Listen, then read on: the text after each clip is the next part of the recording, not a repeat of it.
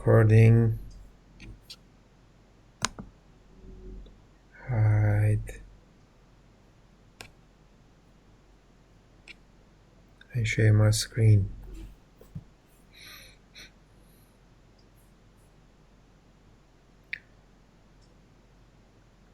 Okay,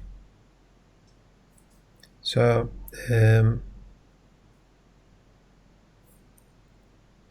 let me start by discussing the syllabus of this course. Here is the syllabus. I have uploaded the syllabus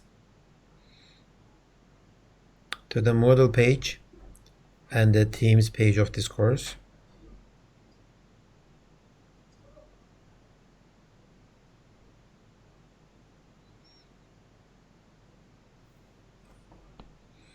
Okay, good.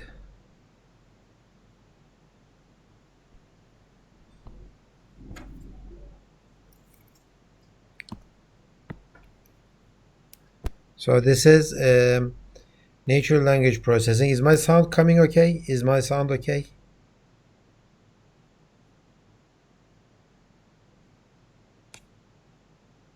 Open the chat window. Okay, 2 people said yes. I think that the others are hearing my sound too. Okay, so this is, I need to open another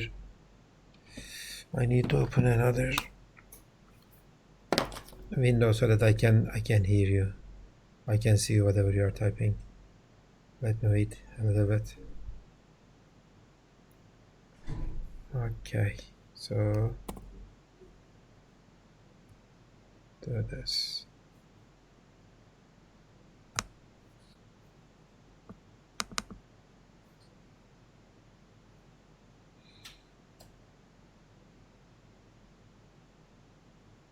Okay, good. So this is CSE654 or CSE484, Introduction to Natural Language Processing course. This is for the undergrad students, it is introduction. For the graduate students, it is Natural Language Processing course. And today I will talk about the general contents of this course, the general structure, grading, what we are going to do, what I expect from you, and that kind of stuff, the typical first week of the year class. Okay, this is my name, Yusuf Sinan Akgül. My contact numbers and my email address. You just note it down, or as I said before, since you are in here, I have already posted the syllabus. Since you have the syllabus, you have this information. So if you need this information, it is already in here. So as I said before, we have 2 resources with this class. This might change during the semester. What I mean is, we still don't know if the university is going to provide us a new model system, a centralized model system. I don't know about that. So this might change because the address of our Moodle page, the departmental Moodle page, is this, but the university may say that they have their own model system. Let's use that model system. I am not sure about that yet, but for now, we are going to use this Moodle address, and the Teams link, you already have it. And I see that. How many people? Now 39 people are following those links. Good. So let's keep this information as I said before. If we have a change about where we are going to keep the course information, I will announce it during the class, or I will send you an email. Okay. The objective of the course is this. We will try to do this understanding and producing language, but this is natural language such as Turkish or English or German or French. In this course, we will be talking about the programming languages a little bit, just to make some comparisons, but we are not interested in the analysis or understanding of the programming languages. We are interested in understanding and the generation of the natural languages, such as Turkish or English. So, and to do that, we are gonna deal with developing some applications such as information extraction. What is information extraction? Let's say you have a document, very large document. You like to ask question about that document, or you like to retrieve some information about the details of that document. This is called information extraction. Or we are going to do machine translation, automated machine translation, translating from Turkish to English, or from English to French, or for some cases, for example, specific translation systems, translating from the old Turkish, such as Ottoman, to the modern Turkish. Automatic summarization is another topic, okay, is another application. So with the automatic summarization, you have a very large document, you like to summarize it. There are two ways to actually, accepted ways to summarizing a document. One is just pick sentences from the large document. Pick, let's say, 10 sentences so that you have the summary of the whole document, or write a brand new, completely original summary of the original text without picking any sentences. And then we have question answering systems, such as if I ask what is the population of Istanbul, for example, a question, your job is to find the answer and show it to me.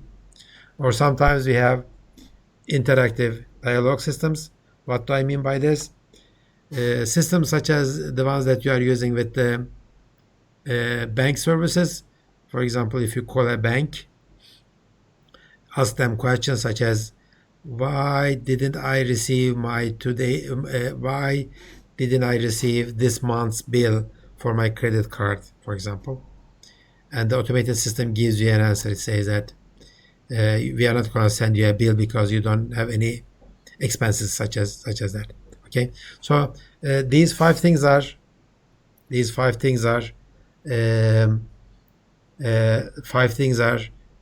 some of the applications that needs the information about natural language processing. I am not saying that these are all the things that we are going to deal with. We will look at many more applications, but these are the most typical, very popularly known applications related to natural language processing. Okay. So if this is the case, then our course objective becomes, let's try to understand natural language processing and try to understand how we generate natural language sentences. Okay, that's what we are gonna do. Okay, any questions so far? Any questions?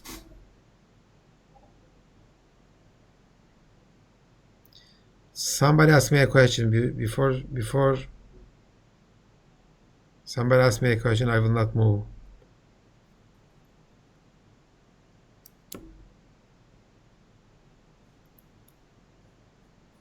How many people do we have now? Okay, we have 38 people. Okay, if nobody is asking me a question, I will pick somebody and make him or her ask me a question.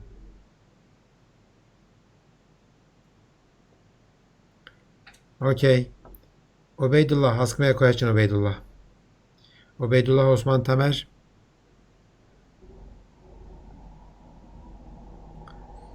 Are you there, Ubeydullah? Okay. Hocam sesim geliyor mu? Yes, I can hear you. My question is, what was the book of our courses? The main book of the course. What was the? The main book of the course. I didn't come to that part yet.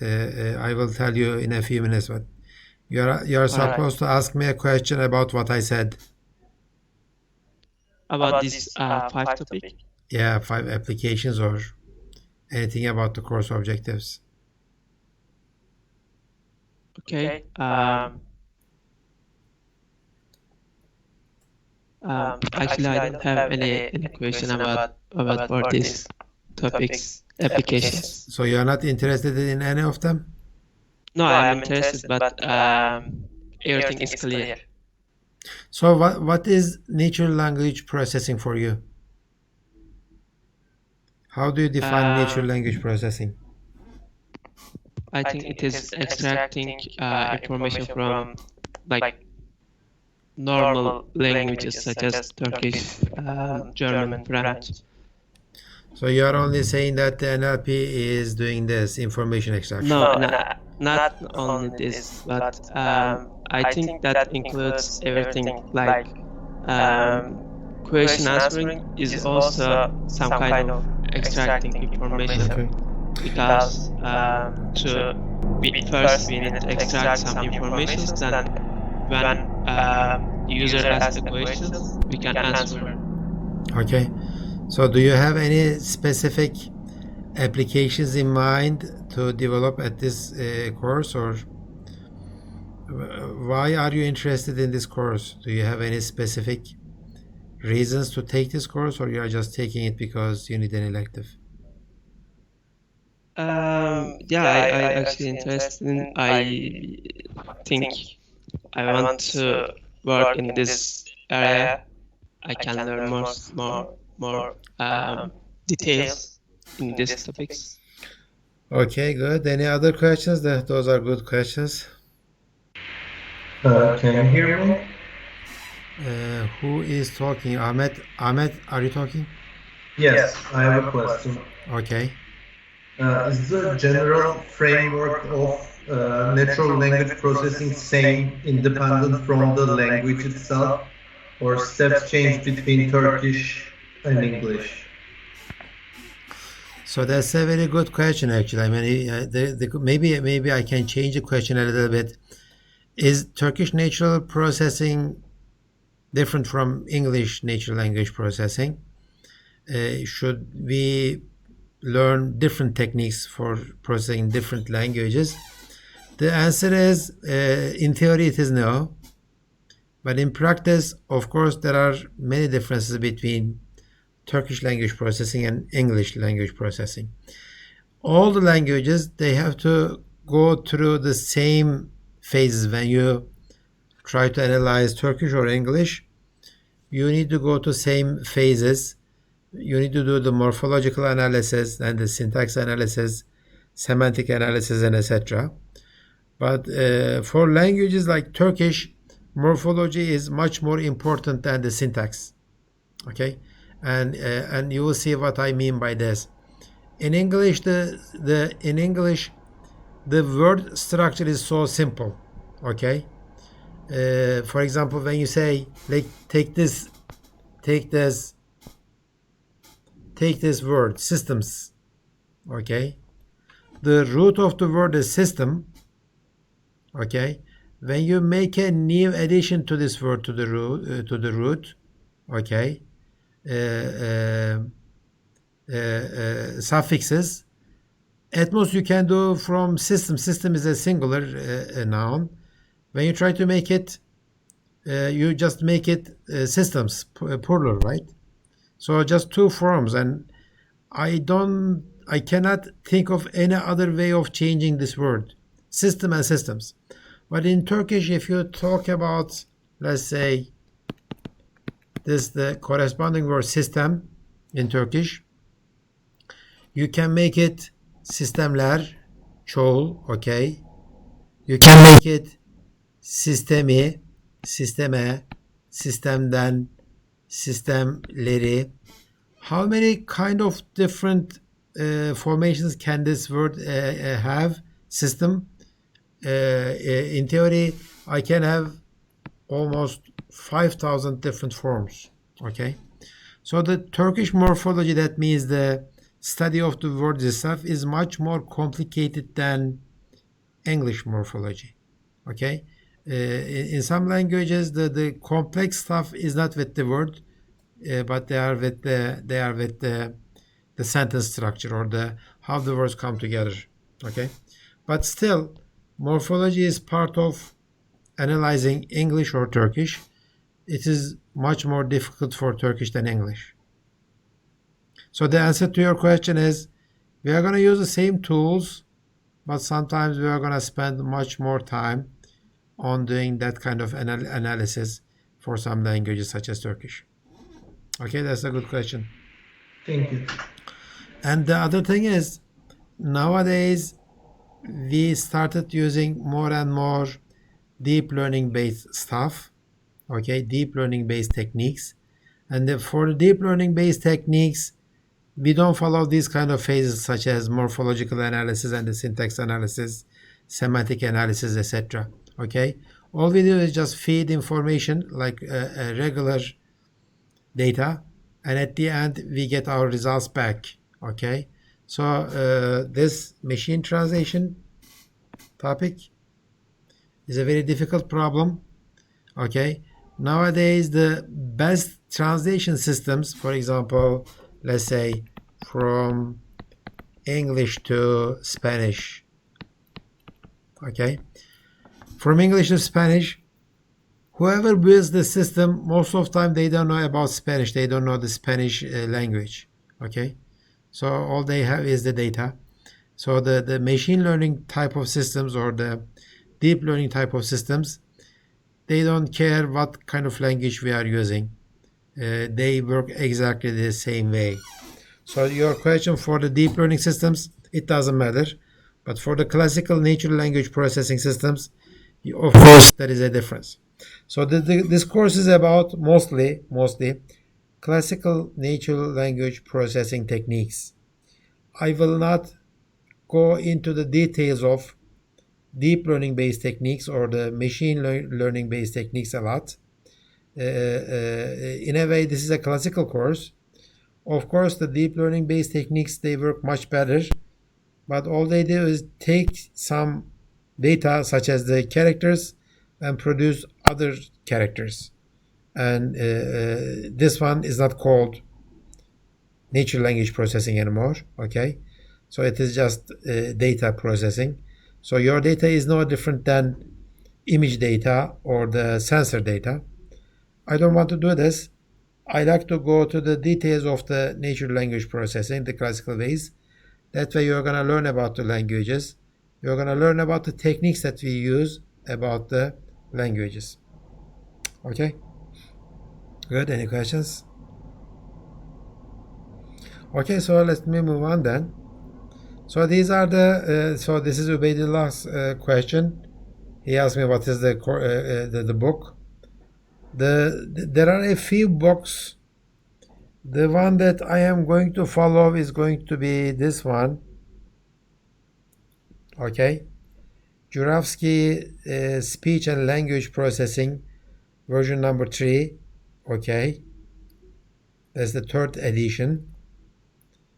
Previously we used to use this one, the 2nd edition. Now we are going to use the 3rd edition. There is, if you go to Juravsky's web page, his web page, I think I had it on somewhere.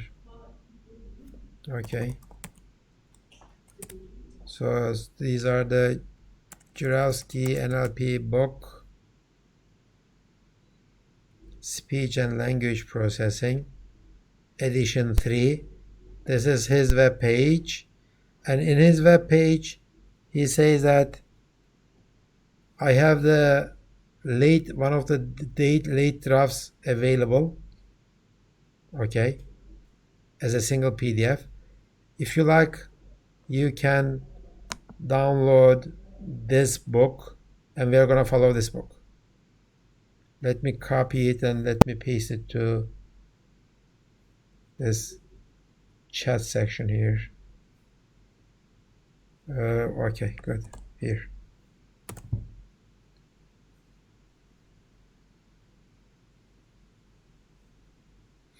Okay.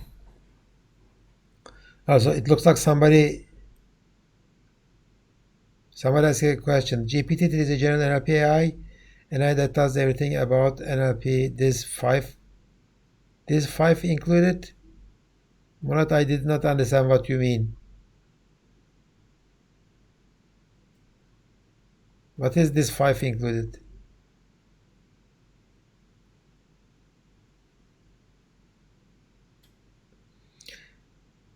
Why don't you use your microphone? Oh, you mean the 5? Okay, yeah. Sure, yeah. Well, I mean, GPT, well, I mean, they talk too much about it. Of course, it's a development. I am not going to talk about GPT much, okay? Maybe I will talk about a little bit about the deep learning stuff, the basics of the GPT. The main advantage of GPT is the data that they use. They say that they are using all the printed material in this world, okay? So it is about data. So if you have that kind of data, question answering and machine translation and doing that kind of stuff is much easier. Okay, so let me go back to my slides now. So for the book, this is a speech and language processing book, and these are the contents of that book actually. Let me go back. Okay. So the regular expressions, language model and engrams, some classification, and there are some deep learning stuff such as logistic regression and vector semantics, and I will tell you about these. And we will talk about maybe a little bit natural language models. Part of speech tagging, yeah, we are going to do that. Part of speech means that each word in a sentence has a function. Some of the words are, for example, verbs, okay? Some of them are nouns, some of them are adjectives, okay? So it's a very well known and unsolved problem to mark each word by its function, okay? This is called part of speech tagging, okay? And then we have more deep learning stuff, related stuff. And I'm not sure how deep I am going to go into them, but we will talk about it. And I will try to mostly stay with the classical NLP stuff. Okay, good. There is another good book. This is Eisenstein's book, Natural Language Processing. This one is more into machine learning and deep learning stuff. But as I said, I will follow this speech and language processing book. Good, okay. So for the course prerequisites, I need you to know, okay, C++ or Java. You're gonna write your programs in C++ or Java. Sometimes if we do a homework on deep learning or machine learning, we may need to use this TensorFlow library.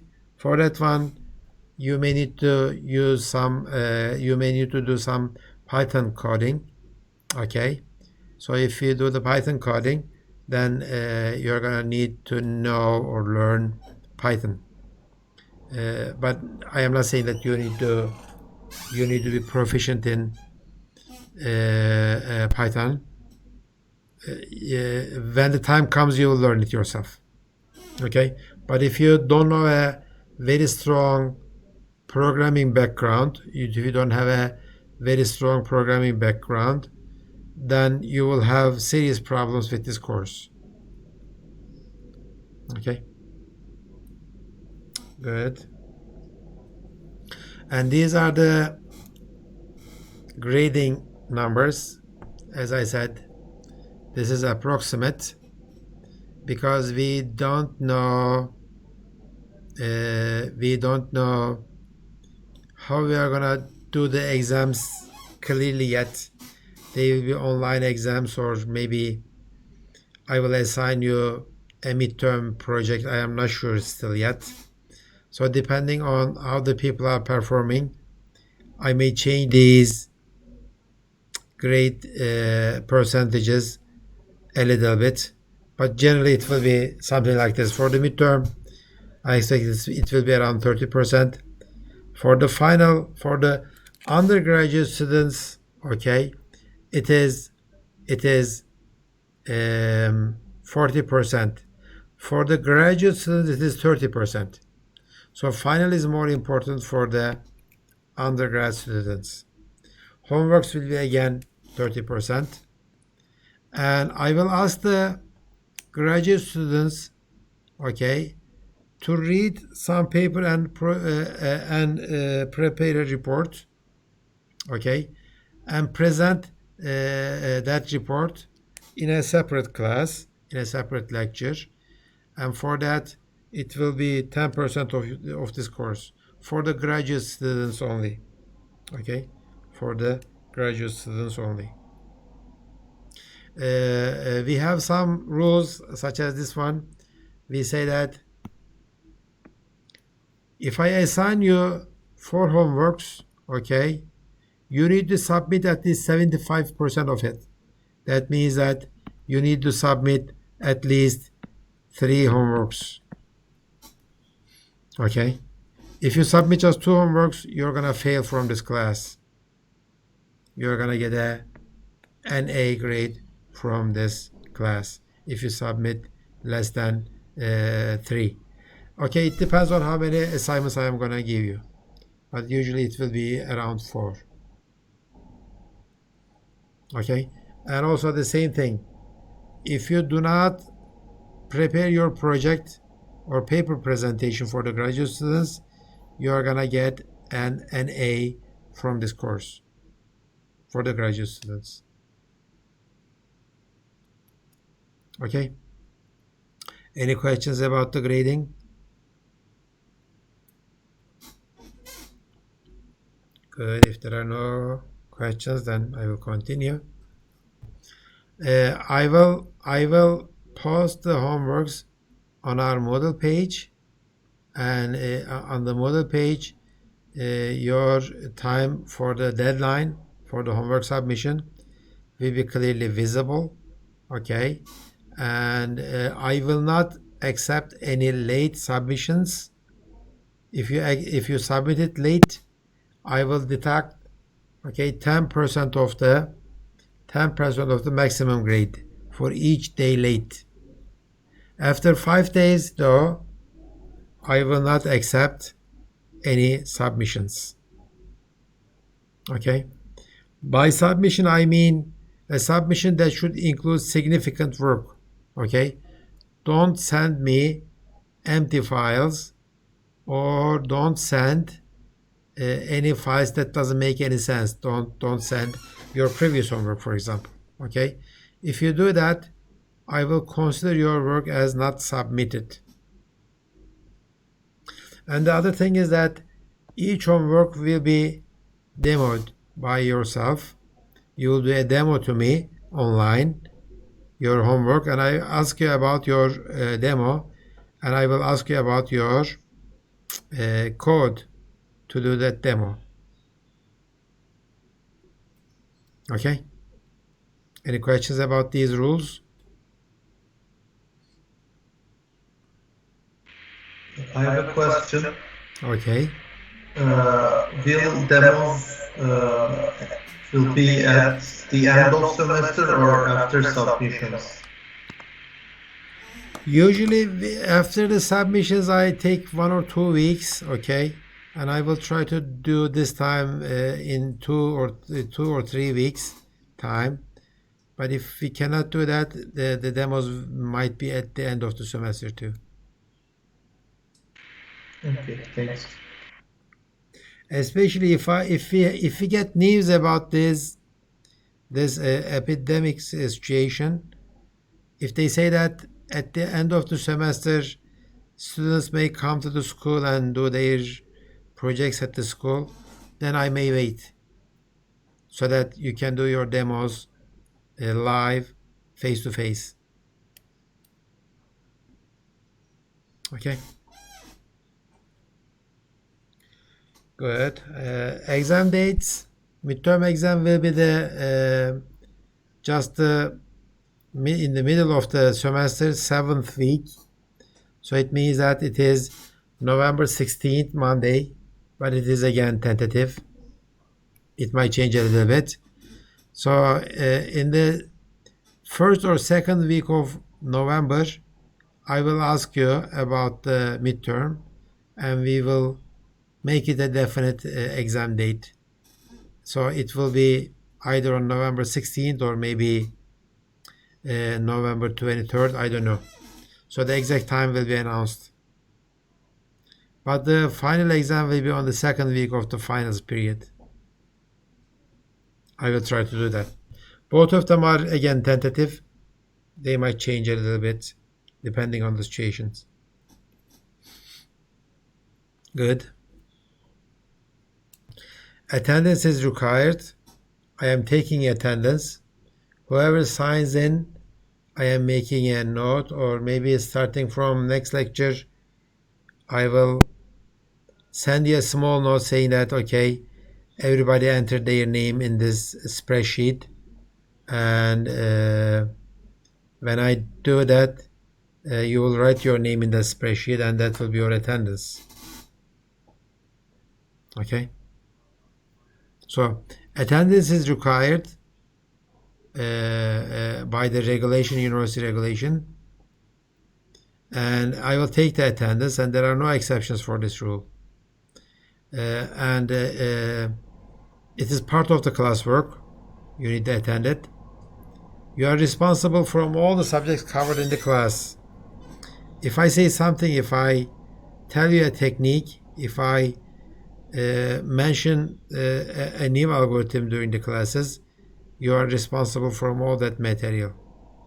And again, by the regulation again, if you miss more than 30% of the classes, then you will get a grade of NA from this course. Okay.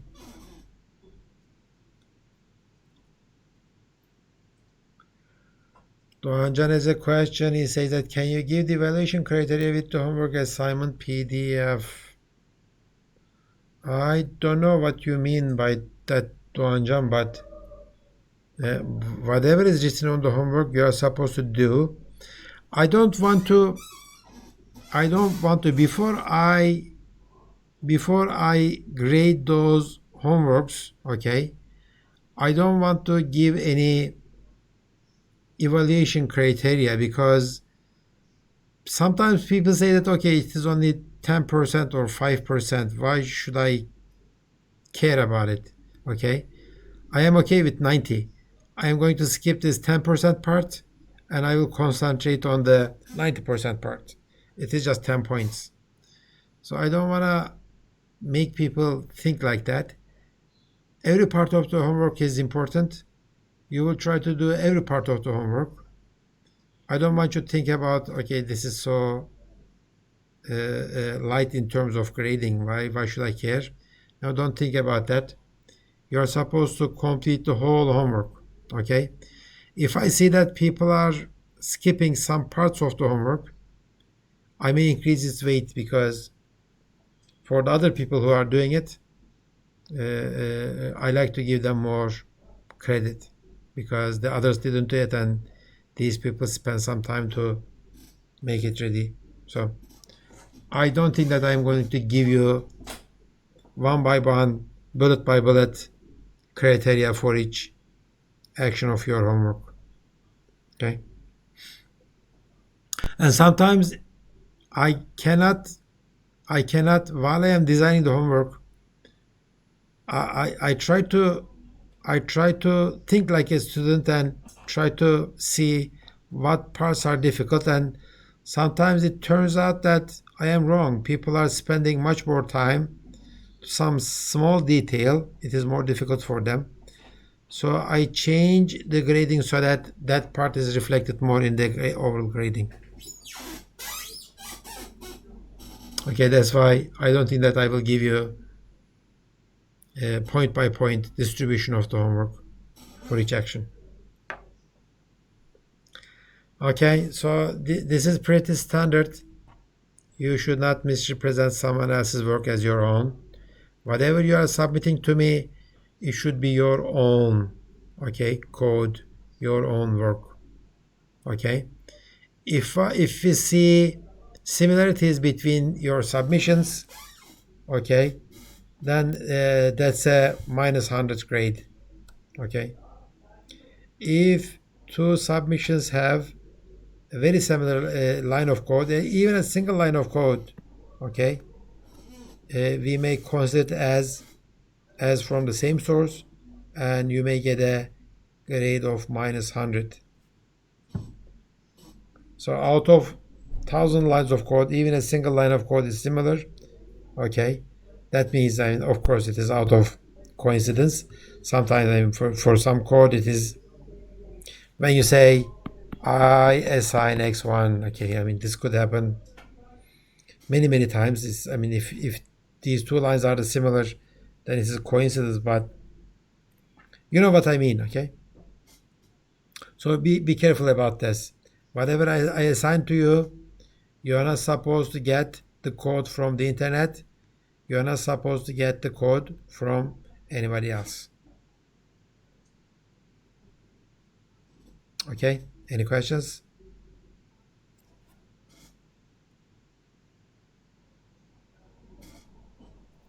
So these are the main things that we are gonna cover. Okay? I showed you the contents of the book, Juravsky's book, and these are the things that we are gonna cover from that book. We will talk about morphology. Morphology is the science of the words. How do we analyze the words? Okay? How do we analyze the words? How do we produce words? Including the inflectional forms. Okay? Then we will talk about language models. How do I model a language? Okay? Language models are pretty complicated. There are different types of models. We are going to look at mostly statistical language models. Statistical language models. Okay? And sometimes we are going to look at neural language models. This is one. This is the second. Neural language models. Neural language models are deep learning based models. Okay? Nowadays, these neural language models are performing much better than statistical language models. And then we have the classical language models.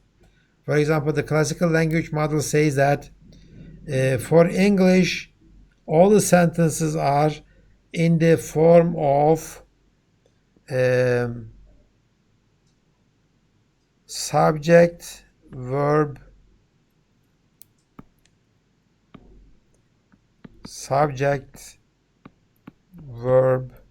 object. For example, let me give you an example.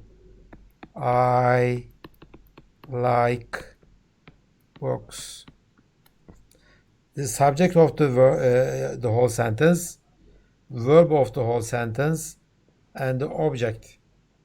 So English is a subject, verb, object language. This is the classical grammar tells you this. Turkish is not like that. Okay? In Turkish, we would say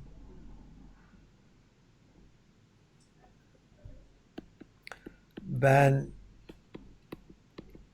kitap severim. Turkish is like subject, object, verb. Okay? So there are SVO languages, and like English, there are SOV languages, okay, and there are other combinations. So these are our knowledge from the classical literature, classical linguistics. Okay, these kind of models we are going to use especially for the constituency parsing. We will talk about it. So when I talk about the language models, okay, these are some of the things that we will be dealing with. And then we are going to talk about this part of speech tagging. As I said before, every word in a sentence has a function, and we are going to mark it as with that the label of that function. Part of speech tagging is a classical problem. Then we have the classification. What do I mean by classification? For example, I like books is a positive sentence. Okay? I like books is a plus sentence. Positive sentence, classification. But I hate music is a negative sentence, right? It is telling me, it is giving me an information, a negative information. It's a negative sentence. So this is a typical classification example. I like to classify sentences into positive or negative. Or I like to classify sentences into, let's say,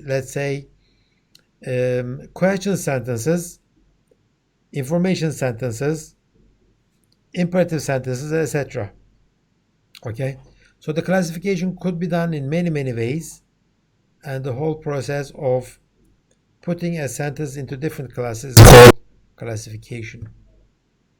Okay, while we are doing all this language model, part of speech tagging or classification, there will be some programming techniques or some programming paradigms or algorithms.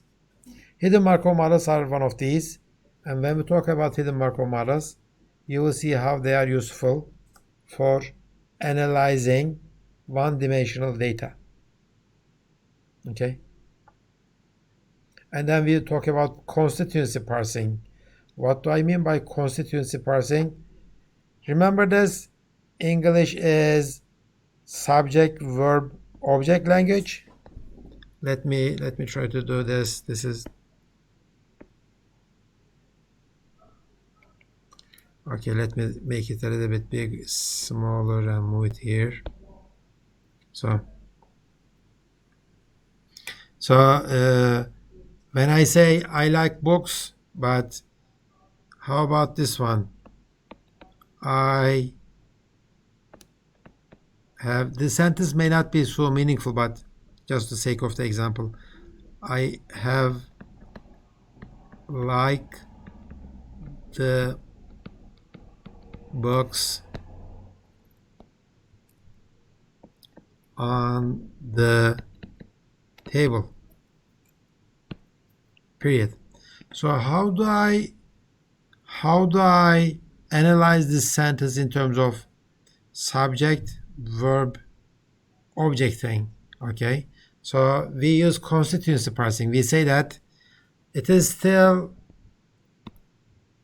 subject, verb, object. Okay.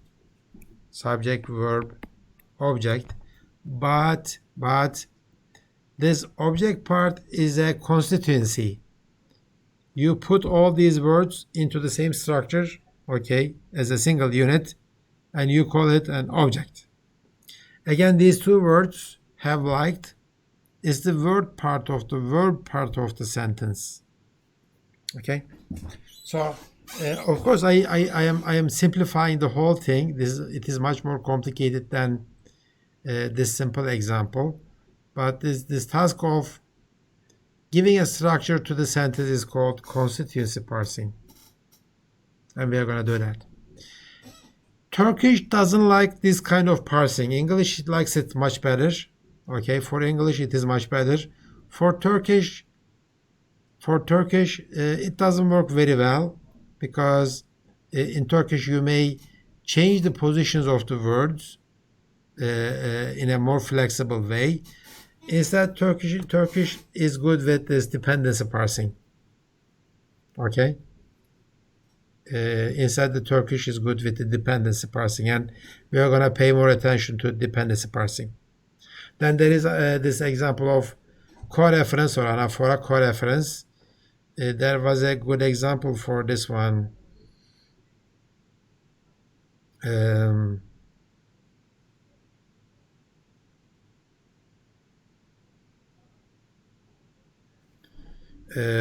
The English example,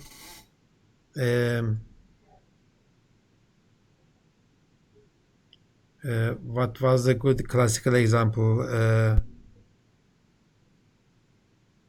Yeah, maybe Trump asked Putin that he should not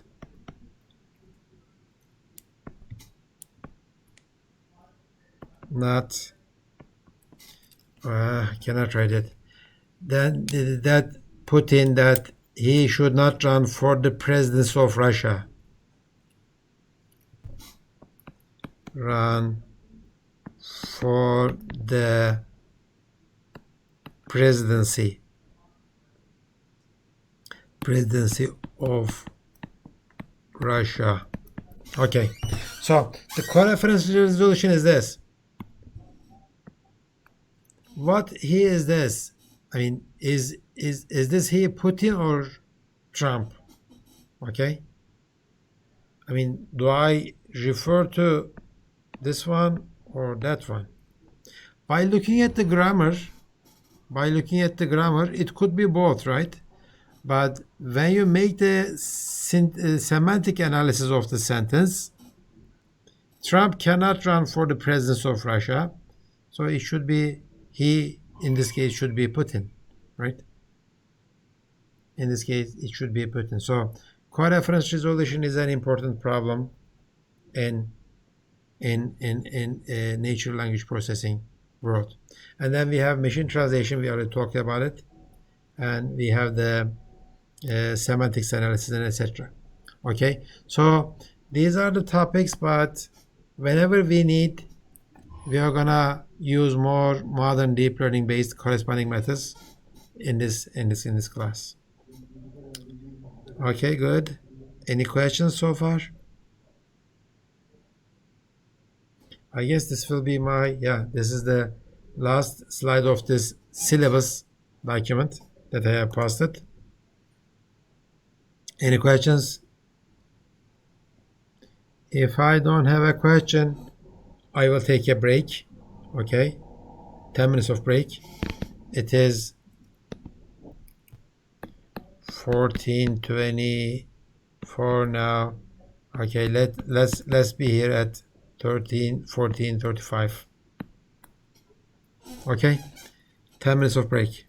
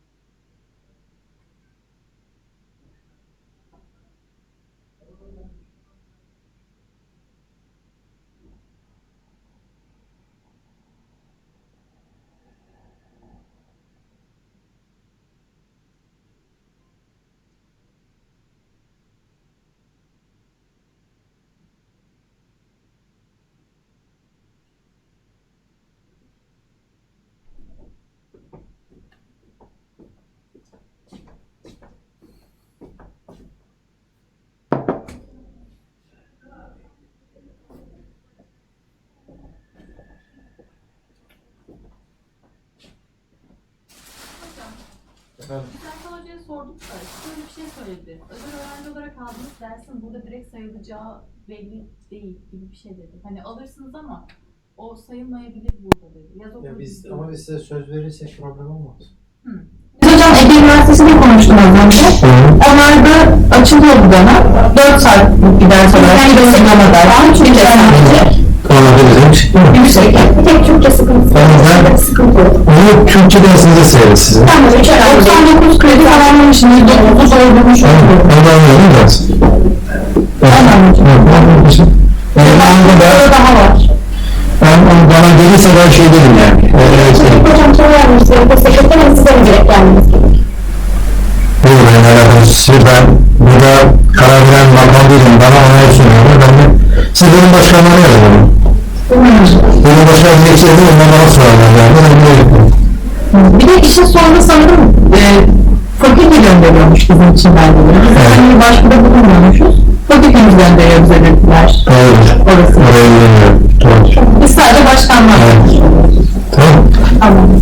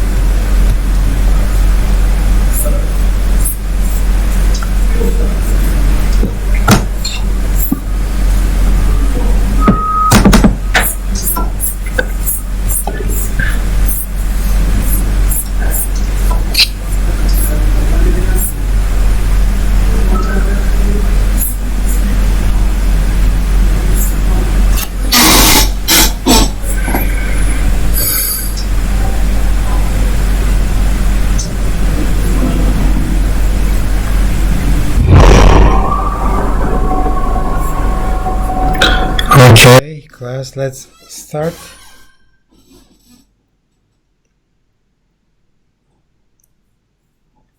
Let me see if I am. Sometimes people cannot sign in.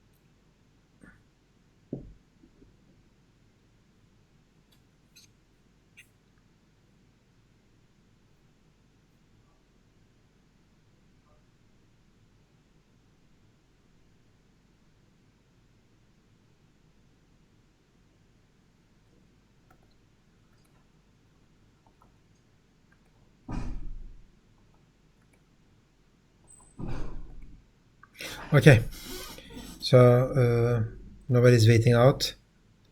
Let's continue then. As I said before, this is the end of the syllabus. Let's start our first lecture. I guess this made clear that what we are trying to do at this class. Okay, we still have 35 people. Good. So let me go to my slides and start from the introduction.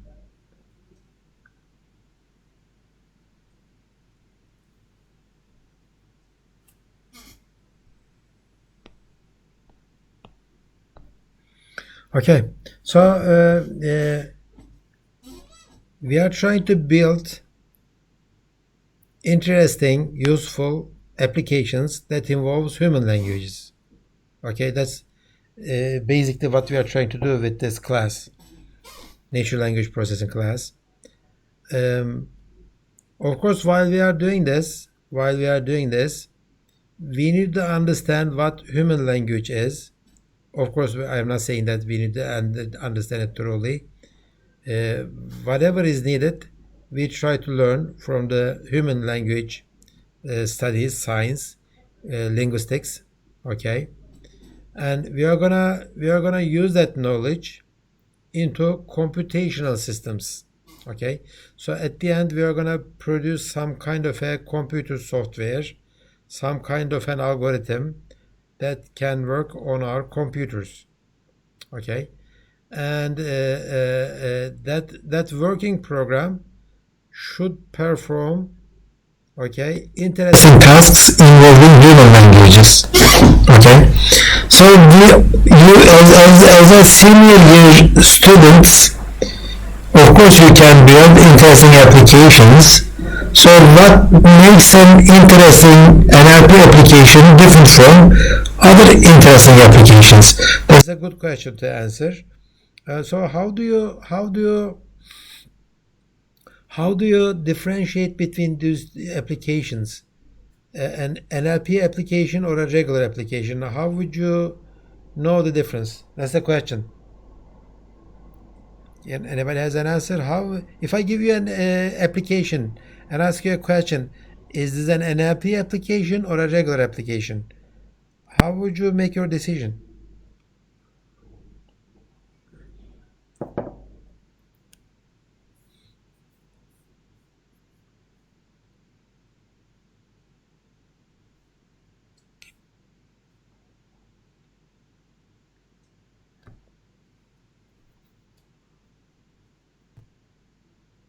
For example, Excel, Microsoft Excel, is it an NLP application?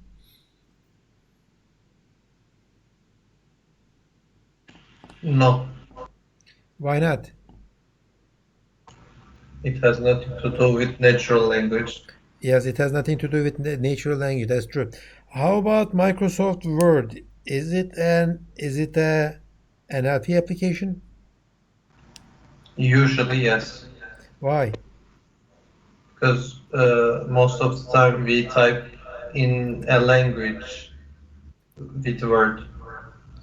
How about Gedit? You know Gedit, right?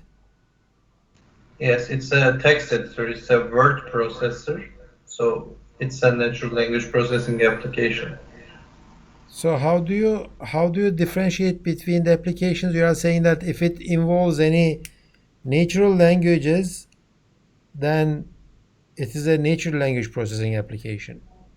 So that means that you have been doing natural language processing from the second year on, right? Because you are writing applications like Word applications or the editors, that kind of stuff.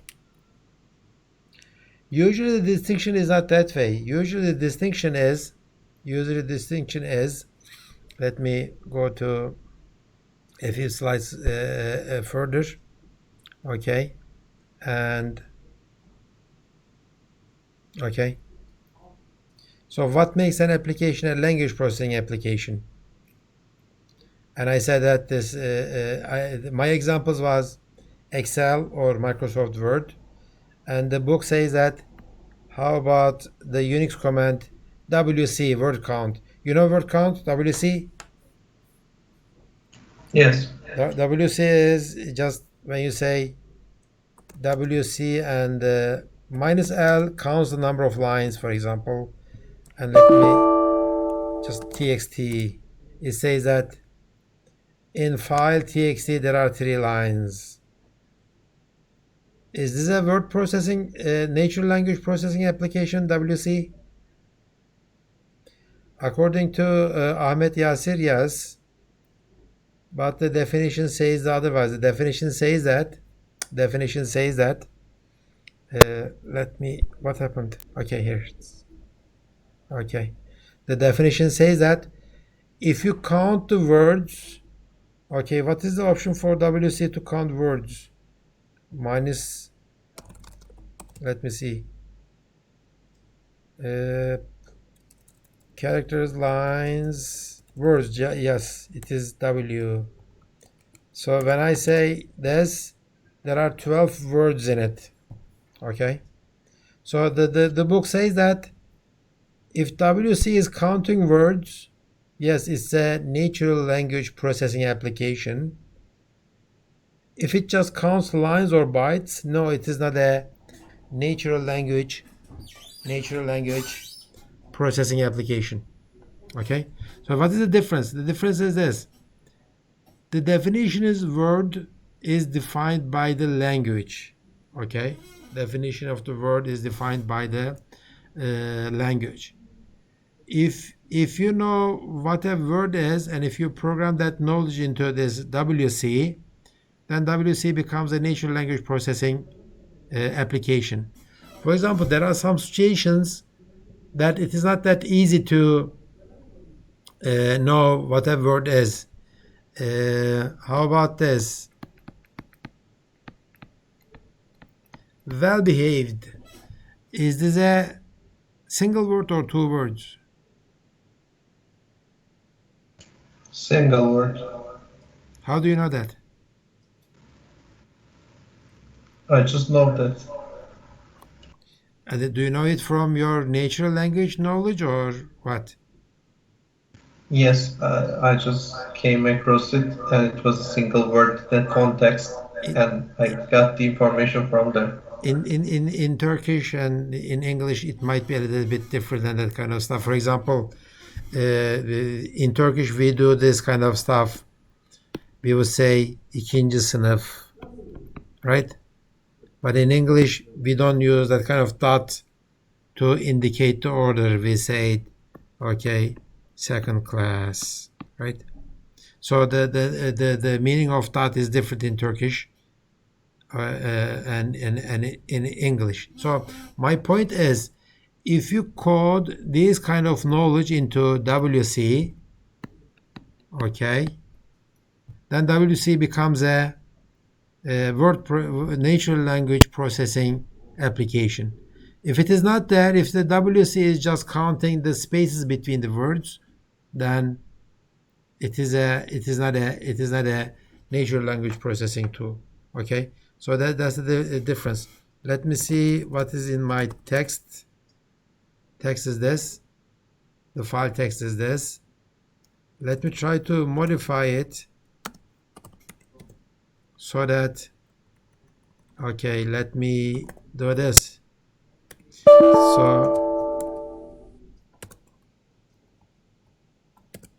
So it says that it is 11 words now. So it looks like dash is considered as part of a word, okay? And if you connect to words with a dash, it becomes a single word. WC knows it this way. So that's a very primitive way of saying that if an application is a natural language processing application or a regular application. Can I ask a question? Sure. So in the text documents you had that you're coding with, most of the words was like not real words in any language or numbers. Yeah. If I type gibberish, like it's 10 words, it is still gonna count them as words. So is word count still a language processing application in that case? Well, of course not, because we are not counting words. We are just counting characters separated by spaces and other punctuation. Okay, so it is very difficult to put WC into a natural language processing tool class, because what is our definition? Our definition says that when it counts words, yes. Just when it counts spaces and the punctuation, no. WC doesn't know about Turkish. WC doesn't know about Turkish or any other language. All it knows about is the punctuation, that kind of stuff. That's why it doesn't know much about the natural languages. Okay, so when I say when it counts words, when we say word are these well and behaved. These are English words. But those kind of other junk stuff, TTTY and etc., that kind of stuff, those are not English words. Okay, so WC is not a natural language processing tool. Okay, so this is just a simple distinction, how you make a distinction between two applications. So don't think that if you develop something, an editor like a gedit, okay, or anything like an Excel, don't think that you are dealing with a natural language processing tool. So let me come back to my question again. Is Microsoft Word a natural language processing tool? Yes. Why? Because it can differentiate between natural languages and their syntactic rules, and can make suggestions, can fix typos, etc.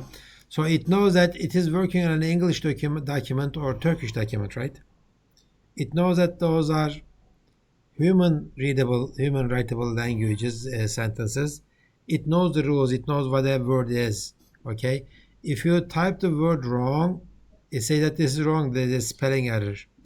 If you omit one of the sentence elements, such as the verb or the subject, it says that there is a grammatical error with this sentence. So Microsoft Word is a natural language processing tool. But Excel is not, because Excel doesn't know about the sentences. Okay? It doesn't know about the sentences. Good. Okay, let me go back to the beginning again. So we talked about the applications. I think I'm going to give up with the second monitor because it keeps coming back and forth.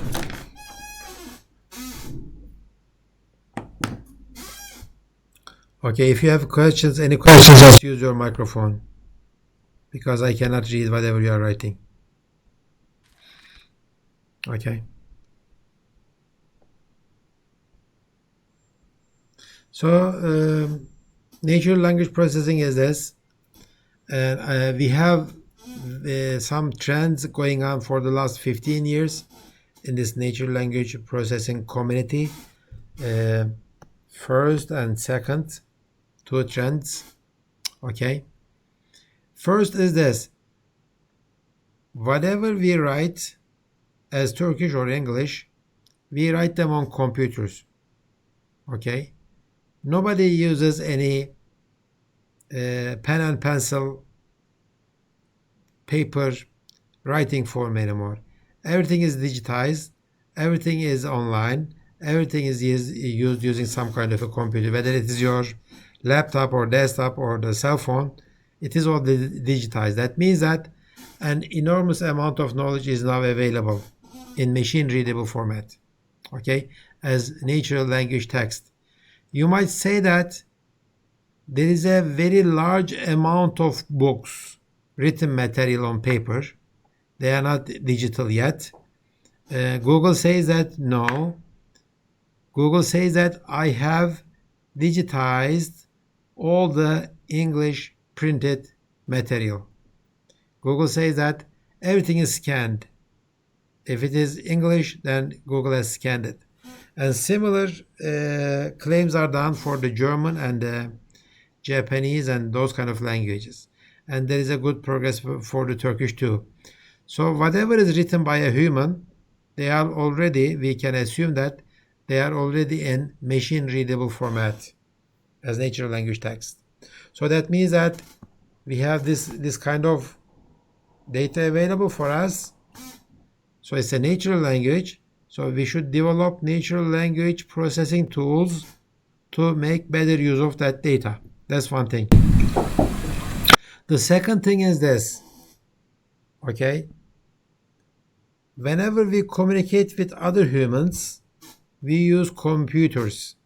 Face-to-face communication is seen less and less common nowadays. Like what we are doing right now.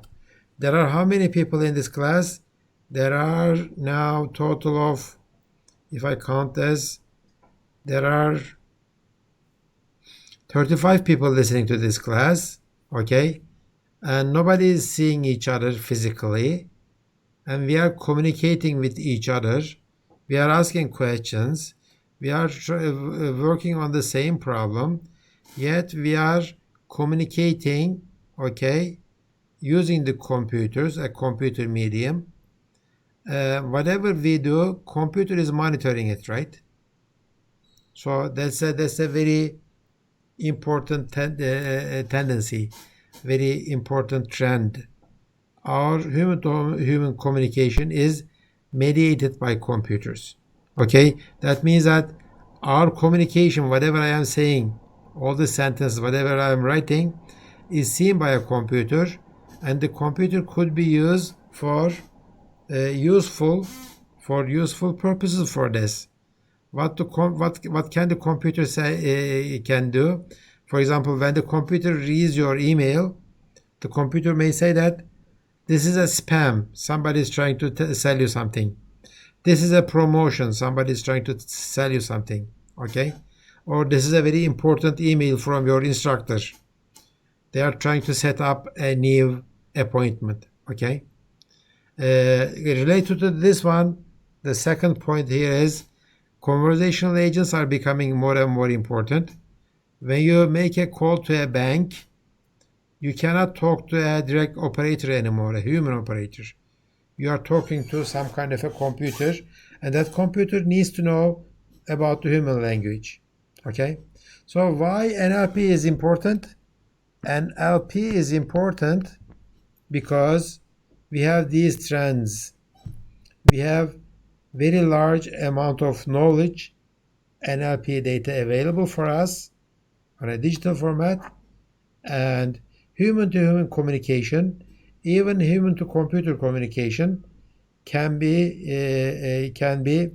used to can be a good platform to use our natural language processing skills. Okay, so we need to be knowledgeable about these trends.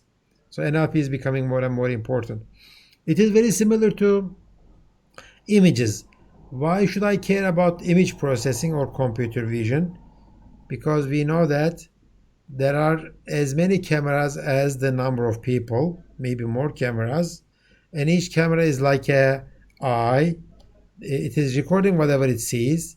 If I use this information, there will be many useful applications, such as a traffic controller application, or a security monitor application, or like the Google Pixel, an object recognizer for me to use on my cell phone. Okay, so that's the idea for the image processing, and natural language processing is just uses the similar idea. Why don't we use the same idea with the human languages, whether it is Turkish or French or English, doesn't matter. Let's process these language sentences. Okay, so that's why we care about the natural languages. And there are many companies trying to make money out of these. For example, Google is one of the best NLP application companies. By best, I don't mean that they are the best in terms of their product quality, but they make lots of money, right? Google Translate is used by many of you, and most of the time, when I remember when we used to ask questions to Google, it used to be keywords such as if I like to know about the finite state machines, I would go here and I say finite state machine, and it comes with the finite state machine. Then let's say I have a question. I like to know the difference between finite state machine and finite state transducer. Okay, then I would read this article and I would try to see the difference. Nowadays I don't do that. What I do is what is the difference between a finite state machine and finite state transducer?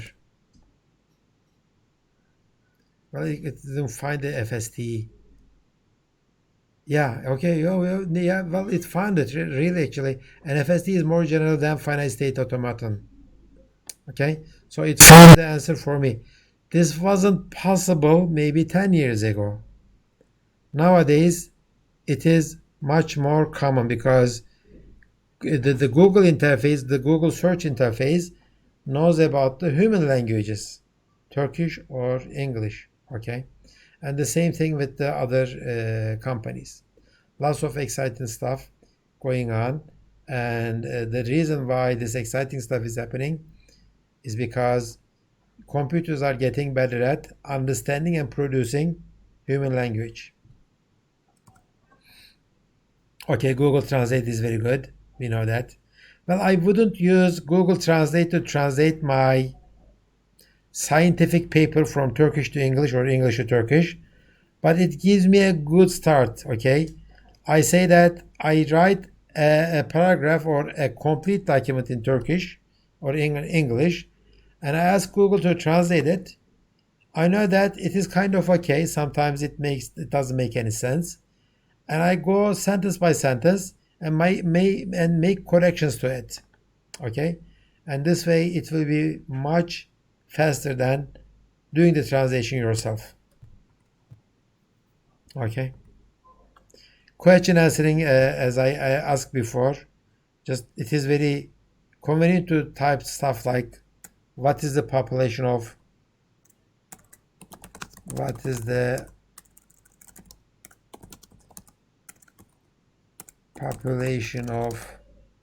Ankara. When I do, see, I get this result already. It is giving me the results also. It is giving me the source where it got this information. Okay, so Ankara is this crowded. It is very. How about Istanbul? 15 million? No, that's not true. At least 25 million. Okay. So question answering is again popular web Q&A. Just ask a question and it gives you it picks up the application. It picks up the answer from the web and gives you the stuff. Weblog analytics, data mining, discussion forums, message boards, user groups. Okay, these are all very good sources for the natural language processing applications. Okay, if you have a robot NLP tool that reads the Twitter messages, go to Twitter, okay, and read all the messages about Gebze Technical University every day, okay, and tell me if people are talking about the Gebze Technical University in a positive or negative way, okay, and that would be a very useful application. Or Sir, I have a question. Sure. So you said typing in full sentences, asking full sentence questions are more convenient, right? But like writing keywords are much faster and like easier to type actually. Why is typing in full sentences more convenient for us? Well, if you like to know about the finite state automata, only finite state automata, yes, just type finite state automata. Don't need to write what is finite state automata. You're right. But if you like to know, I mean, nobody wants to know about finite state automata by itself. Usually the problem at your hand is you like to know the difference between finite state automata and the hidden Markov models. Okay? If you put finite state automata and hidden Markov models at the same time on the same Google search, it will be confused. It doesn't know, are you trying to learn the differences or the similarities or the historical order? So what are you going to do with these two methods? Okay? So you need to put more human-like stuff, like maybe you could say difference, finite state automata, hidden Markov model. But Yeah. you don't want to do that. I mean, you don't want a difference between, okay? So that it is more understandable for you, so you are more sure about what you're asking. So if your sentences are more closer to the human language sentences, confusion is not there anymore, and many people ask the same question, okay? So you get better results. I am not saying that we should communicate with the computers like we are communicating with the humans, okay? Sometimes we do lots of unnecessary stuff when we communicate with humans. Sometimes words are not enough, right? When you write your email, you need to put those smiley characters to it, right? Why? Yes. Because words are not enough. Yeah, we realize that, but it would be nice to have a computer understanding what you are saying in your human language. After that, you are going to make other differences, okay? And usually you develop your own techniques. Remember when I try to type what is the difference, okay? It gave me lots of suggestions, okay? So I picked one of the suggestions. That was good enough. I see. Okay. Thanks. So it is always good to have a machine that understands what we mean in Turkish or in English. It is up to us later to develop other techniques to communicate with the computers that uses this information. I mean, even with the humans, I don't use the same communication mechanism when I talk to other humans on computers, right? We develop other new techniques. For example, when you do the messaging, we try to write the words in a shortened form, right? Or we omit lots of characters. We omit lots of stuff. But I know that the other party that I'm communicating with knows the Turkish or knows English. And that's how I communicate with the other party. And if the computer helps me in that way, then that would be very, very nice. It would be very nice to computer to read one of my emails and ask me, should I reply it this way? And I should say maybe yes. Okay. So again, if we have that kind of information, that will be very good for products like this: product marketing information, political opinion tracking, social network analysis, Bayes analysis. Nowadays, let's go to Facebook and try to understand what the people are thinking about the coming elections in November. I think it's in November. Okay.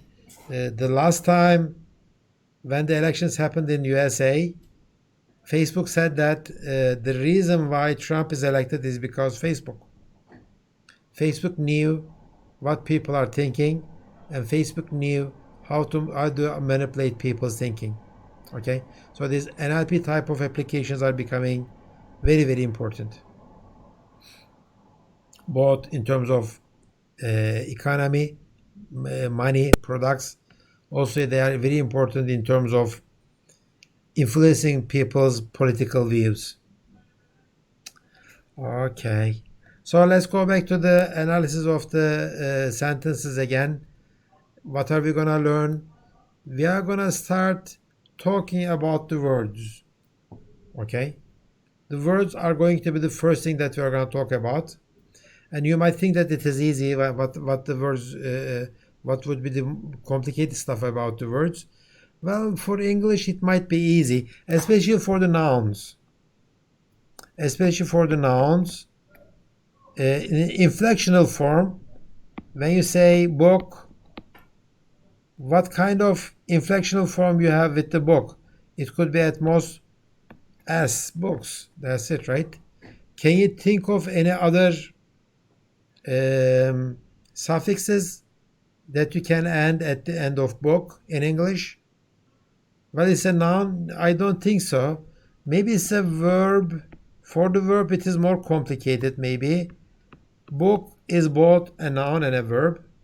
When you say it's a verb, maybe I can say it is books. Okay. Booking, right? I booked it, etc.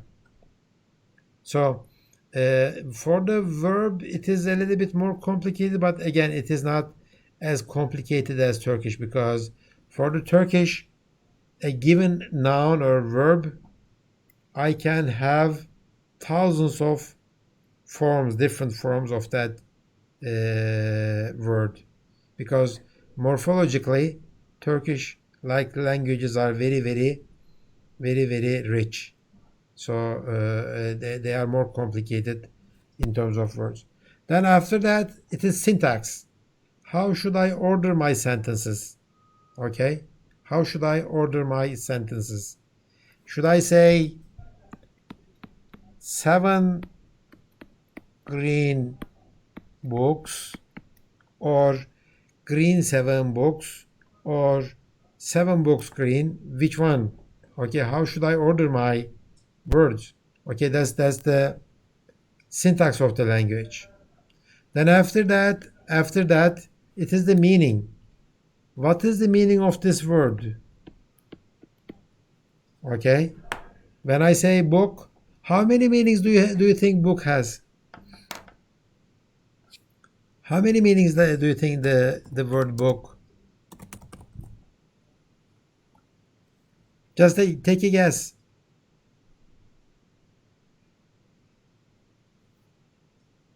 I cannot hear you.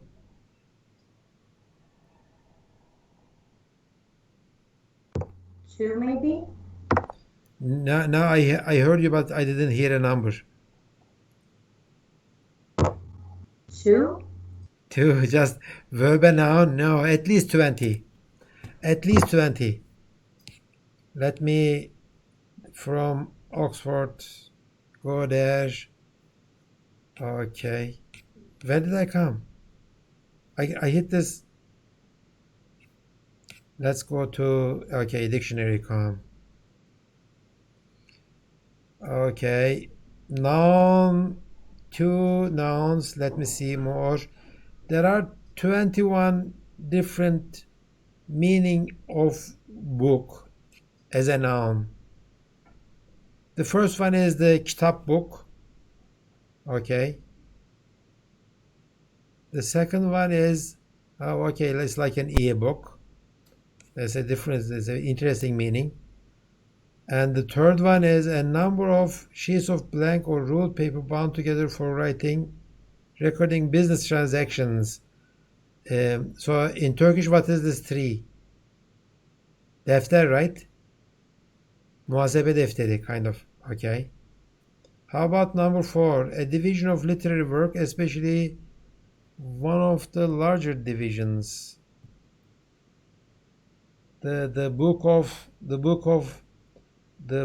what? The book of, I cannot think of an example for this one. Literary work. Larger. For example, the writer, the poet Shakespeare has written lots of books, and there is a group of books which is called type A book. I don't know. So we say that the book.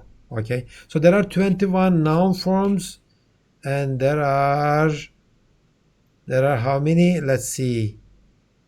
How many there are? 1, 2, 3, 4, 5, 6. different verb forms, verb meanings, and let's see how many we have, and 3 more for the object. What is the difference between verb used with an object and verb used without object? So it's like a fiil, nesne alan fiiller, nesne almayan fiiller. It's like in Turkish, right? So verb used with an object: to enter in a book or list record. Book this, book something, book a hotel. Okay, good. Book a hotel room, book a airplane ticket. That's one thing. The without object verb: engage a place, services, to register one's name, book me, yeah, something like that. He is booked.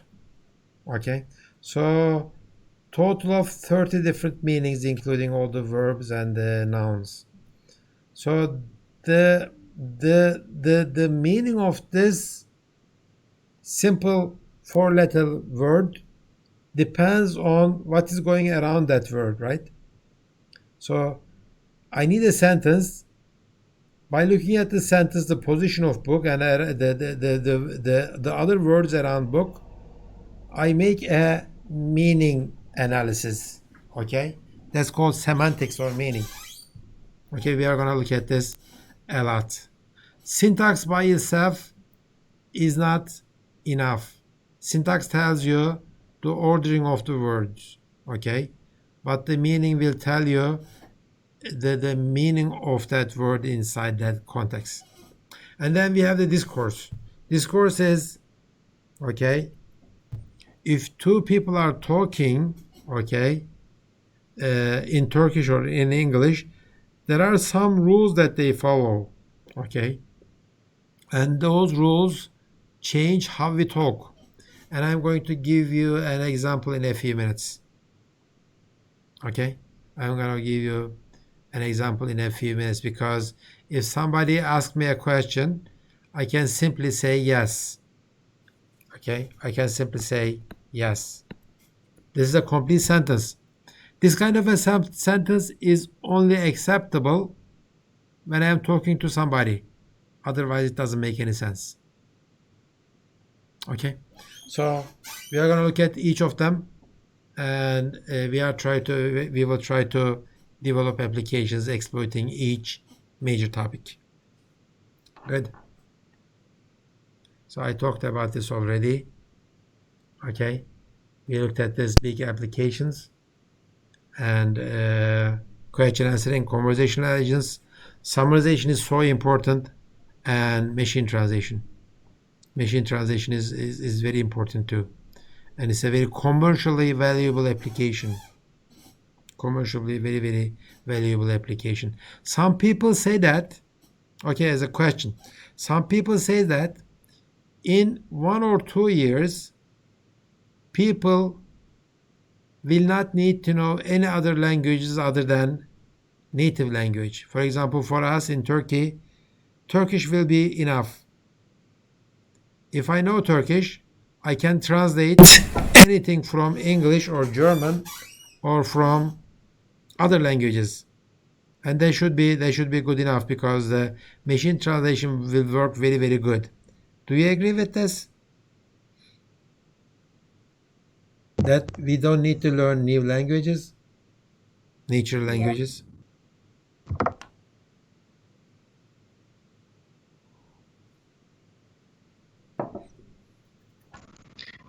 For translating day-to-day conversations or like small sentences, maybe, but for like research papers and stuff, I don't think it will be that fast. Why do you think so? Because the context is bigger and the terminology is like a lot wider. But for daily conversation, people use like 300, 400 words and like very simple sentences, so they can be translated a lot easier than academic papers or like scientific stuff. Yeah, Well, in science, usually, well, you are exactly right. Talking a language, of course, the words are important. Grammar is important, but mostly when you talk a language, you are using the culture of that language. Okay? There are many other things that you need to know so that you can be fluent in English or in German or in Turkish. Okay? Without talking to a Turkish guy, or without living in Turkey for a while, or without interacting with the Turkish people, it is not that easy to learn Turkish. You cannot learn it from the book. I mean, of course you can learn it from the book, but that book has to reflect the Turkish culture. Otherwise, the sentences that you build will be meaningless. It will be weird and that kind of stuff. And this is even more pronounced when you do the common language, everyday language. Because, as Ahmed said, we use only at most 300 or 500 words to communicate with each other. That doesn't mean that all the things are the same that we are talking to when we are talking to other people. We use the same word over and over again with different meanings. Okay? So to capture all that information, you need to know the language and you need to know the culture.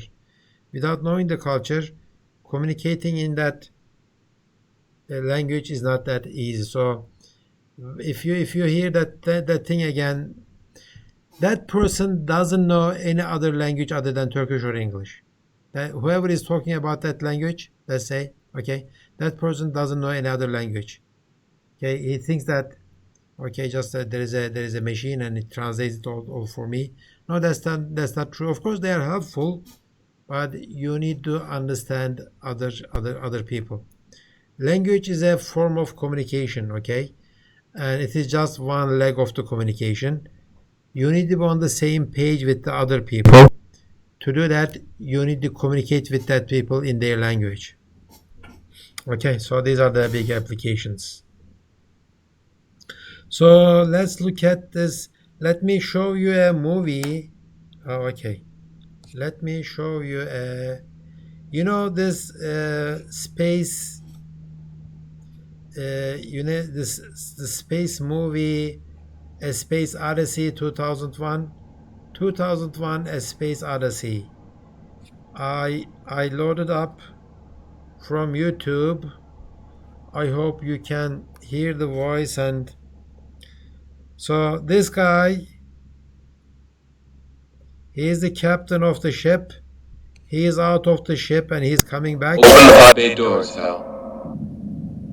I'm sorry, Dave. Let me go back a little bit.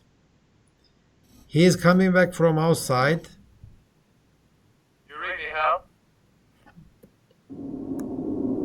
Hello, Hal, do you read me? Hello, Hal, do you read me? Do you read me, Hal? Hal is the name of the computer. He is out here. He asked the computer to open the doors, pad bay doors. Hal did not respond. Okay, Hal did not respond, and this is the conversation. Dave, I'll read you. Open the pod bay doors, Hal. I'm sorry, Dave. I'm afraid I can't do that. Okay, this is the part. He asked Hal open the pad bay doors, Hal, and Hal says that, I am sorry, Dave. I am afraid I can't do that. Do you know this movie? Did anybody watch it? It's a long movie. I think it is 1960s. I watched that. Yeah. So what is the story? The computer thinks that he's smarter than the humans. Humans are going to hurt themselves. So as a computer, to be able to useful for the humans, I should take control of the whole ship, and I will make the humans happy. Yeah. It's kind of like that, okay? So that's the idea. To be able to have an intelligence like Hal's intelligence, of course, Hal has to be very good with the natural language processing, right? So what should Hal need to know about the human language. So that's the question. How should I build a computer like hell in terms of natural language processing? That's what we are going to ask after taking 10 minutes of break. Okay? So let's take 10 minutes of break. Now it is 15:22. Let's be here at 33. And we will start answering this question. What kind of applications require a tremendous amount of knowledge of language? Okay, see you in 10 minutes.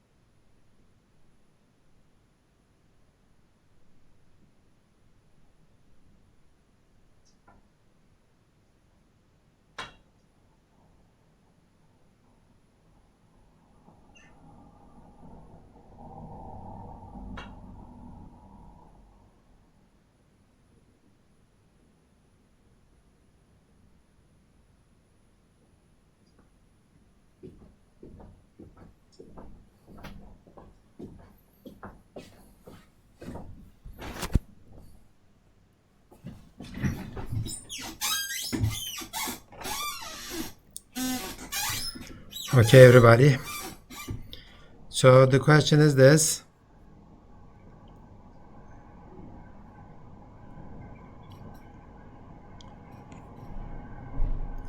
I am trying to see the attendant. Ben böyle şey. Instagram kullanıyor. Kullanabiliyorum da Wi-Fi'den gidiyorum. Hani evde gidiyorum.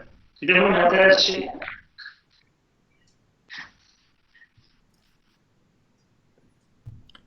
Okay, so the question is this. What kind of human language related knowledge should this computer have so that he can have that kind of conversation?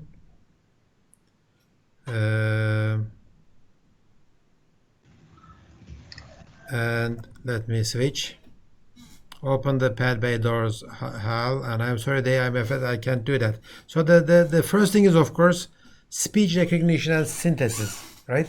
I mean, that computer should have very good speech recognition capabilities so that the computer can understand whatever the human is saying, okay?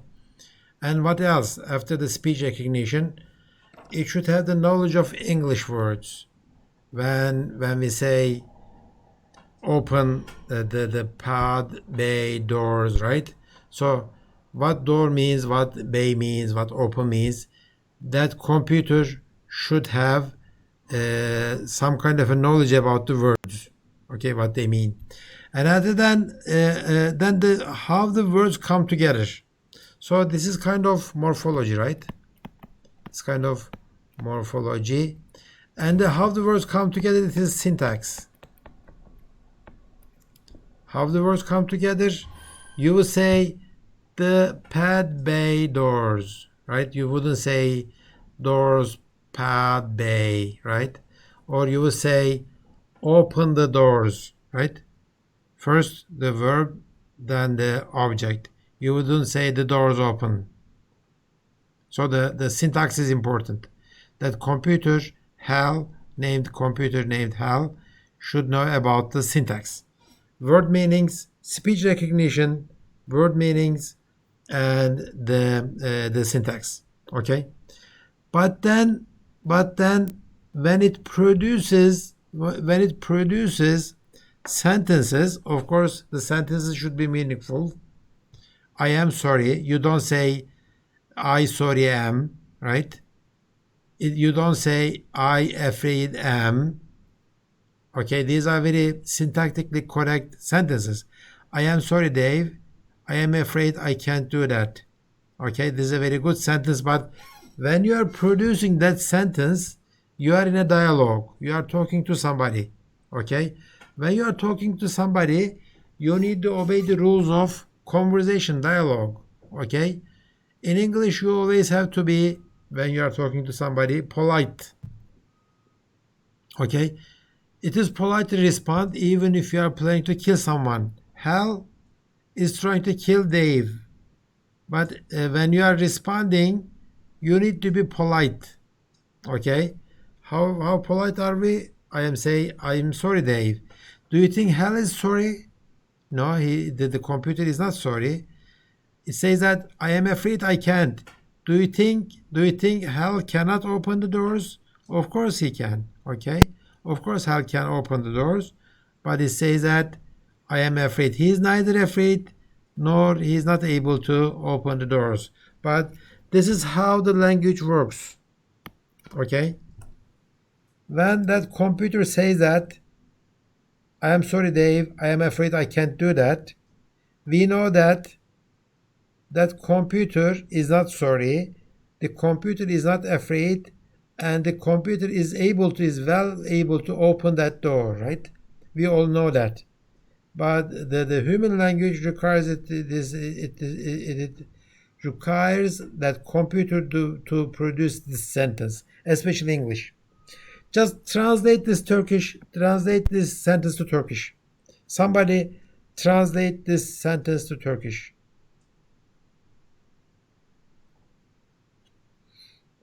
Üzgünüm Dave, korkarım ki bunu yapamam. Belki. So whatever you have translated sounds like an American movie. It is not a Turkish movie, right? In no Turkish movie, nobody is going to talk like that. Okay? Translate it so that it looks like a Turkish movie.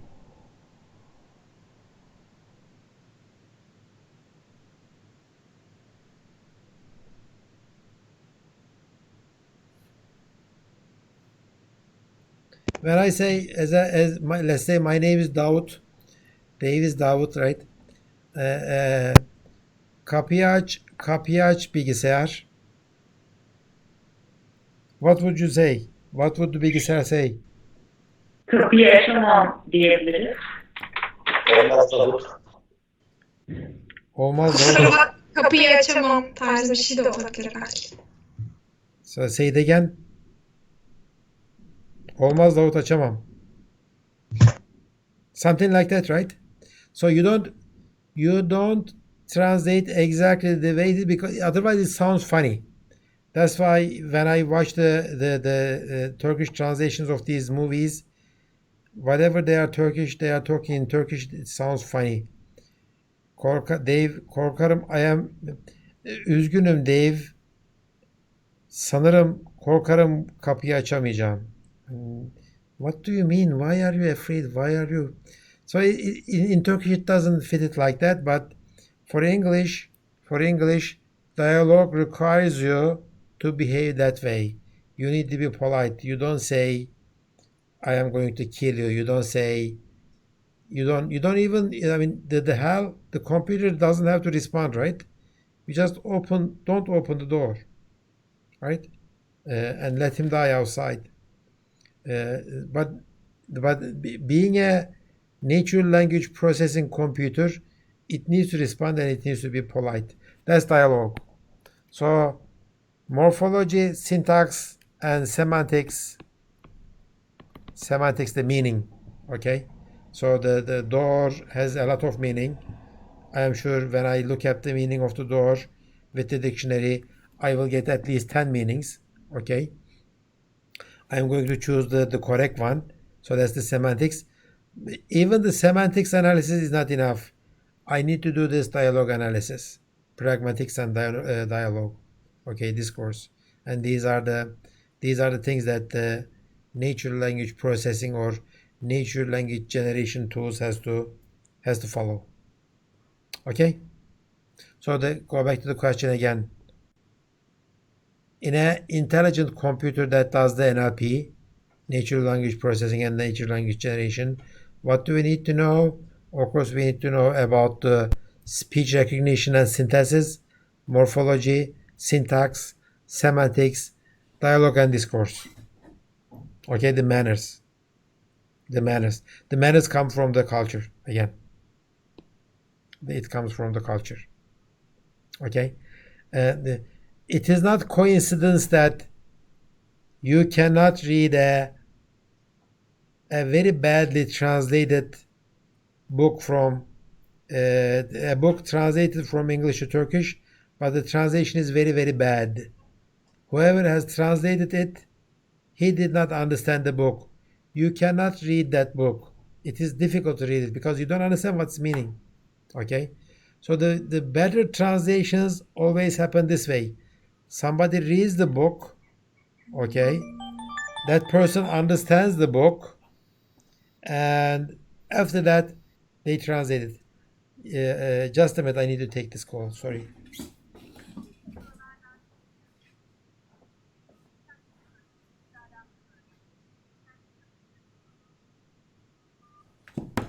Okay. Natural language processing is something like this, very complicated. You need to understand the culture. You need to understand how the people talk. You need to understand the manners. You need to understand the morphology and the syntax and the semantics. Okay. And most importantly, we need to realize that natural language processing is a subfield of artificial intelligence. Okay. In artificial intelligence, the common problem with the artificial intelligence applications is that they are all ill-defined. Ill-defined means that there is no definite answer. Okay, there could be more than one answer, and we may not know which one is better than the other one. And the problem is not very well defined. It is ill-defined. The problem may not be very well defined. Two different algorithms working on the same problem may come up with different solutions, and they all both can be acceptable. Okay? When I ask you, translate this sentence to Turkish, how many different translations did you give me? Everybody had a different answer. And which one is the best one?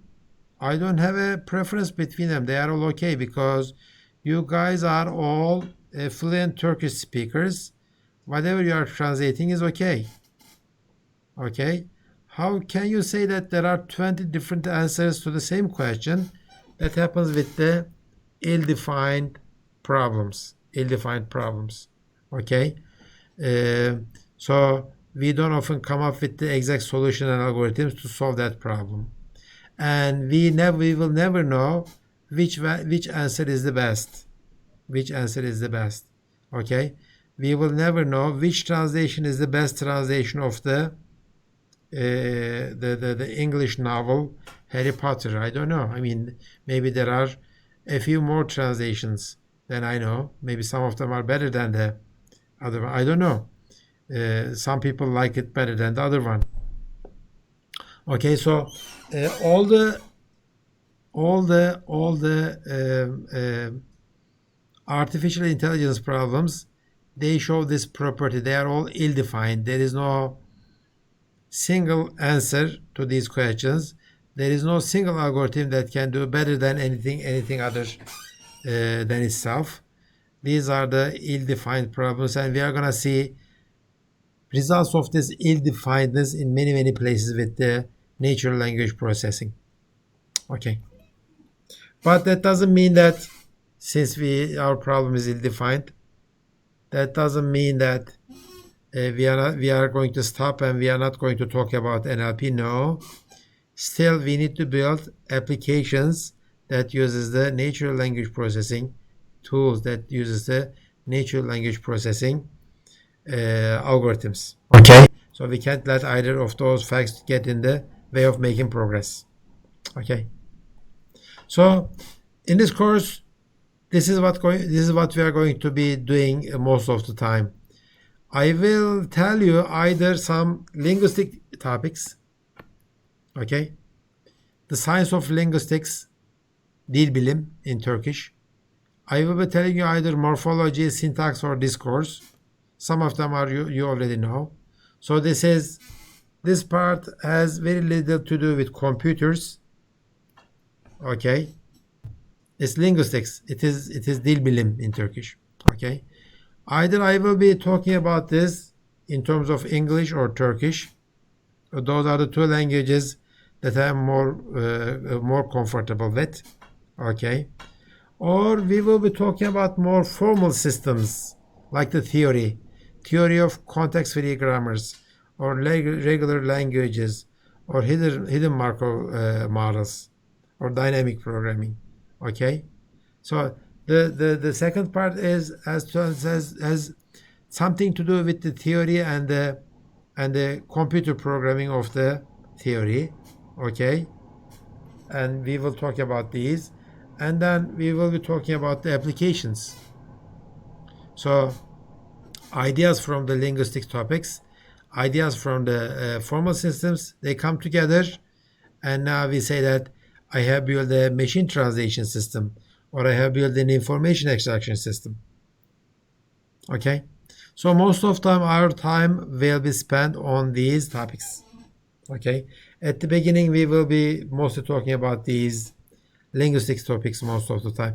At the beginning of each chapter, right, we will be talking about these linguistic topics. For example, when we start talking about morphology, I will talk about what is a verb and what is a noun, isim and fiil, okay, in Turkish. And you have corresponding words in other languages. We usually divide the words into two, isim and fiil, okay, and how you modify these verbs and nouns dependent on the language itself. Then after that we'll talk about formal systems that can take all this language related information and build them into an application. Okay, so these are the things that we will be doing most of the time. Okay, so as I said before, usually we will start with word level processing, morphology, the structure of the words, and then structure of the sentences, and then we will talk about semantics, the meaning of each word, right? And then we will talk about discourse and dialogue, the manners that we need to follow when we talk in English or in Turkish. Okay, discourse and dialogue, and most of the time we will spend our semester around these three topics. Okay, and then related to all of these, we will have applications. Okay, good. And these are the linguistic side of picture from Turkish linguistics or English linguistics. We'll talk about morphology, syntax, semantics, and discourse. And then for the techniques from the computer science world, okay, from the mathematics, we'll talk about finite state methods, context-free methods, grammars, but these are formal grammars, first order logic, probability models, and the machine learning and deep learning stuff. Okay, these are the techniques that we are going to use to build our applications. But these applications, they will all depend on these linguistic topics. Okay, and here are our applications. Applications vary from the small to the large. Very small application is spelling correction or hyphenation. Hyphenation is heceleme in Turkish.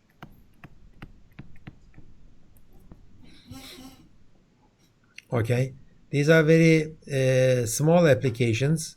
Spelling correction, I write a word and I'm trying to correct it. In English, hyphenation is difficult. In Turkish, maybe you could write a C program to do the hyphenation in an hour or two, right? In English, spelling is difficult. That's why they never teach you how to do the spelling, because spelling depends on the root of the word. Does it come from Latin or comes from the other languages, etc.? Okay, and the meaning of the meaning of the syllable and the meaning of the hece in Turkish and in English, they are kind of different. So spelling, maybe for Turkish, it may not be even a NLP task. Okay, so for the medium level applications, we have word sense disambiguation. For example, the book. When I say book, what is the meaning of book? There are 20 or 30 different meanings, right? How do I pick the right one? By looking at this 4-letter word, I cannot know that. But if I say I read the book, then you would say this book is in the dictionary the meaning number 3. Okay, this problem is called word sense disambiguation. Given the text and the word, which word sense is the target? Okay, if you select the right word sense, then you are doing your job right. For example, if I say this book is the kitap book, then it is required in the translation process, right? If I am translating from English to Turkish, okay, sometimes I would say defter, sometimes I would say kitap, sometimes I would say kayıt, sometimes I would say ayırt, the booking a ticket, right? Bilet ayırma. So the meanings are very, very different. So word sense disambiguation is one of the first steps in machine translation. Named entity recognition is a medium application. Sometimes we call it NER, named entity recognition. Okay. Usually you would say in a given sentence, what is the course function of this word? Is it a person? Is this a place? Is this a time or organization? So you assign these letters, these labels to the entities in the sentence. And information retrieval. As I said before, given a text, you pick up some information from the text. And large applications, difficult applications are examples here. Question answering. Okay. The whole network, okay, internet. I'm asking you a question. What is the population of Turkey in 1970? Okay. You should give me the numbers 35 million. Conversational agents, like the banking application or machine translation. Okay. These are the applications, and we will be talking about most of them. First, I think our first application will be spelling correction. Spelling correction. Of course, we are not going to solve this problem fully, but we will make a good process. For example, if I write this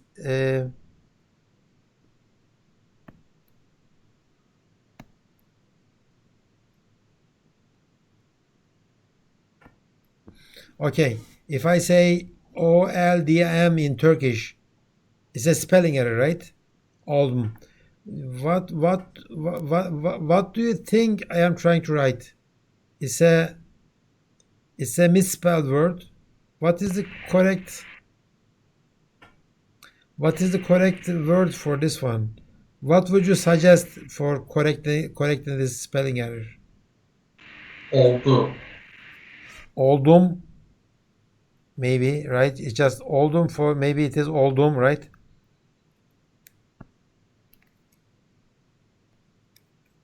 So maybe it is oldum. What else? Maybe it is just oldu. Maybe instead of hitting that word, the key U, he hit the word M. I don't know, right? Maybe it is öldüm, right? We don't know. Oldu mu? O da olabilir. Oldu mu? Yeah. So out of all of these alternatives, which one would you pick first? I think the cheapest one. What do I mean cheapest one? How many keystrokes do I need to do to make this correct? If I pick this one, it just takes a one simple insertion, right? You just insert a letter. Just you insert this letter U. Insert this letter U here, and you are done. But for this one, you need to insert one insertion and one deletion, right? For this one substitution. See, this requires a substitution, substitute, and insert. So I guess I need to do just one keystroke here, two keystrokes, and I think for this one again, two keystrokes. So we will come up with a algorithm that will measure how many keystrokes I need between these two, okay, for the spelling correction, and we are going to call it edit distance. And after that, we will continue with our different applications. Is this a common criteria? Edit distance? Yeah, sure. Yeah, well, for the spelling corrections, usually when I do the error, usually they assume that you need to replace the smallest amount of letters, okay, by changing a single letter. If the word becomes okay, then most of the time it works.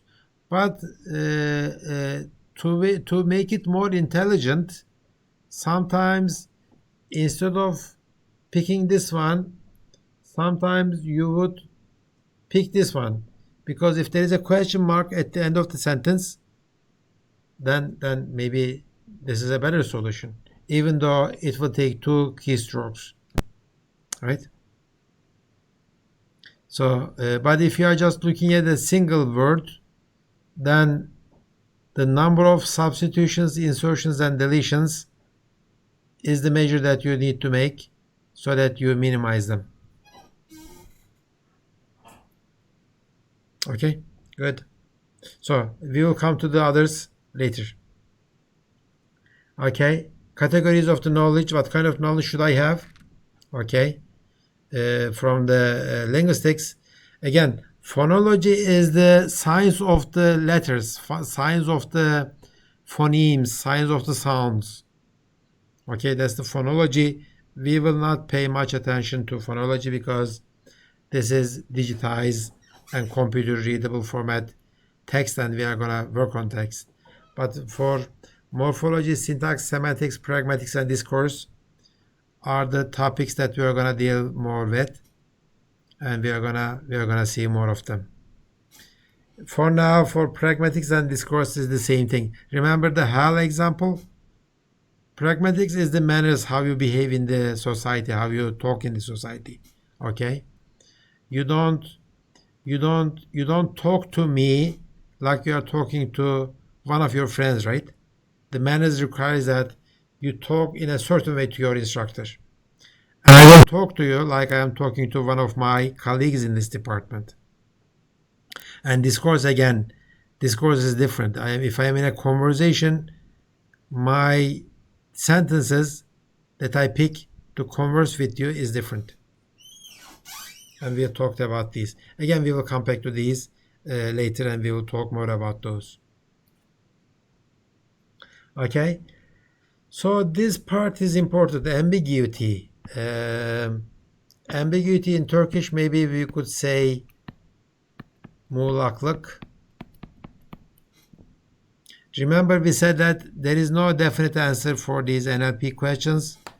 A translation example, you cannot say you should translate this word, you should translate this sentence that way.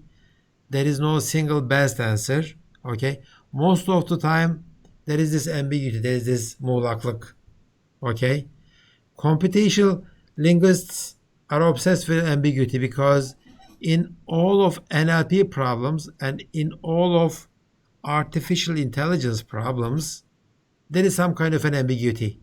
Okay, this calculation is not an artificial intelligence calculation. 2 plus 2. It is, I know that if I assume all the assumptions of the integer arithmetic, the answer is definitely 4 if I accept all the assumptions, right? It is 4. There is no ambiguity in it. But it becomes ambiguous if I tell you translate that sentence from English to Turkish. I will ask you and each one will give me a different answer. And in fact, it is so bad that if I ask you the same question on 2 different days, you will give me 2 different answers. It's that ambiguous, okay? And ambiguity is the fundamental problem of computational linguistics. Computational linguistic, okay, linguistic is the dil bilim. Computational linguistic is the hesaplamalı dil bilim, okay?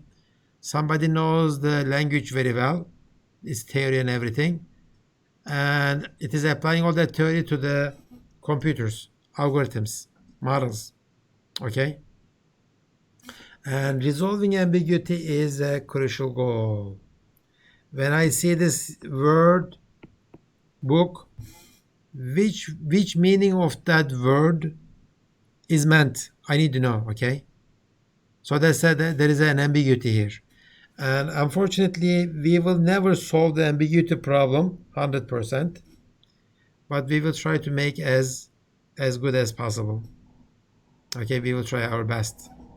And just to give you an example in English, okay, I always talk about, when I say ambiguity, I always talk about the word ambiguity, but there could be sentences, the whole sentences, ambiguous.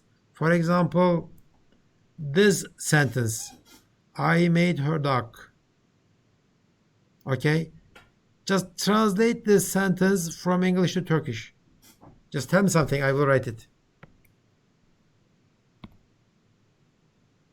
Tell me a Turkish sentence that corresponds to this English sentence. Ona ördek yaptım. Ona ördek, onu or ona? Ona. Ona ördek yaptım. What kind of ördek yaptım? It is maybe food. Ördek yemeği. Doesn't matter. Maybe a toy. Yeah. Ona ördek yaptım is one. Yeah. Another one. I think I said it. Onu ördek yaptım. Is that good? Onun ördeğini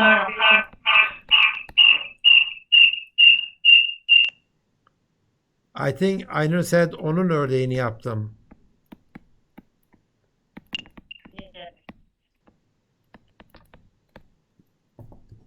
Okay, 3.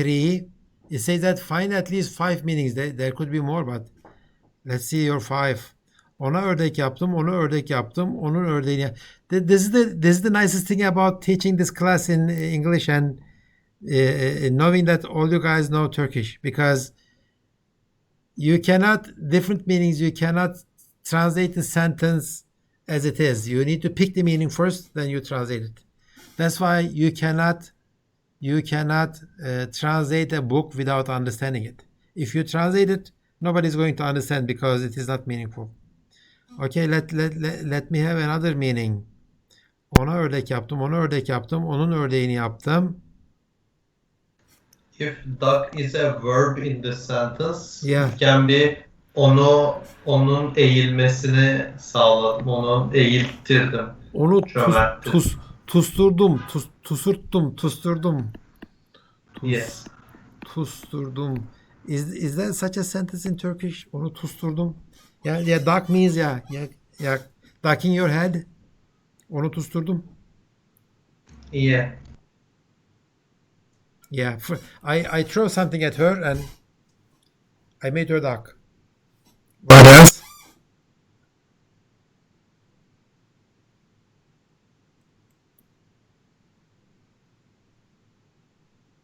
Ona ördek yap. Okay, Hocam bence onun ördeğini yaptığım cümlesi iki farklı anlama gelebilir. Bir yemek olarak ya da bir oyuncak tarzında. Yeah, could be. Yes. Maybe I can have two. So I cannot think of anything. Maybe food. It's like I made her duck. It's like maybe this one. Ona ördek yaptım. This ördek could be ördek, food ördek, or it could be a kind of toy ördek, right?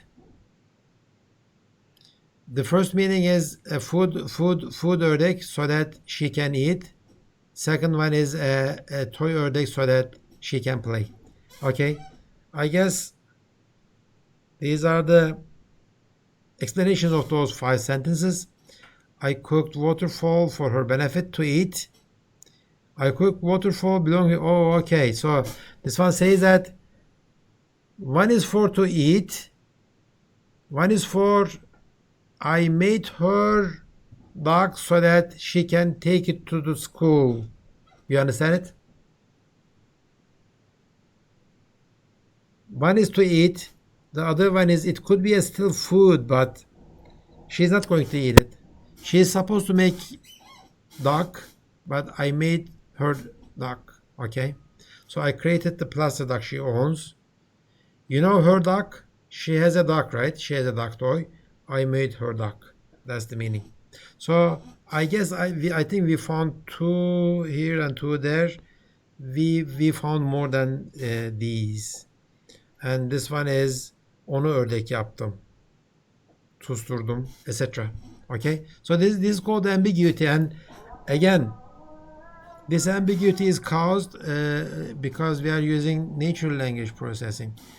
This one, if we are using formal languages such as Java or C or C++, this one will never compile. Why? It is so ambiguous. In programming languages, formal programming languages, when I say a gets the value of a plus 7, okay, the meaning is fixed.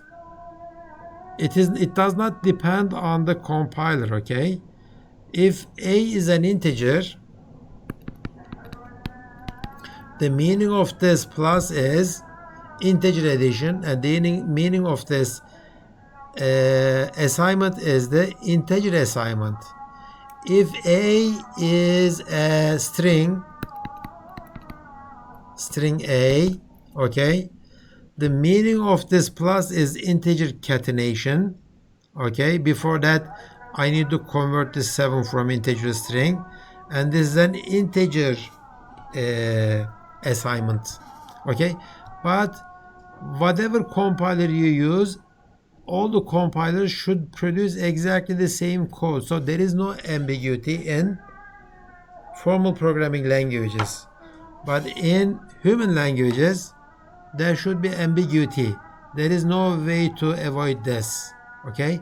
Because human mind works that way. If you make the language ambiguous language, it becomes more powerful. And ambiguity happens at all levels. It happens at phonology level, morphology level, syntax level, semantics level, pragmatics level, discourse level. Okay? and there is no way to avoid it. If a language is not ambiguous, then we wouldn't call that a natural language. It must be a formal language. Okay, it must be a formal language. And with the formal languages, if you have an ambiguity, then the compiler will give you an error message. For example, I have two functions, void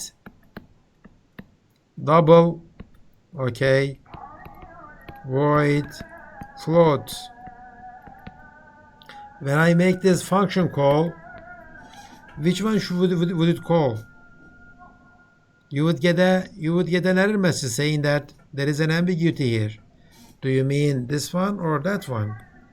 Okay, but when we hear when we hear this sentence from somebody, we don't give a compiler error, right? We try to understand, we try to pick the context, and we try to understand what the speaker says. Okay, and most of the time we don't realize it. We don't realize that there is an ambiguity in it. In fact, when I ask you this question, okay, most of you understood only one thing. Most of you, I think, either understood this one or that one.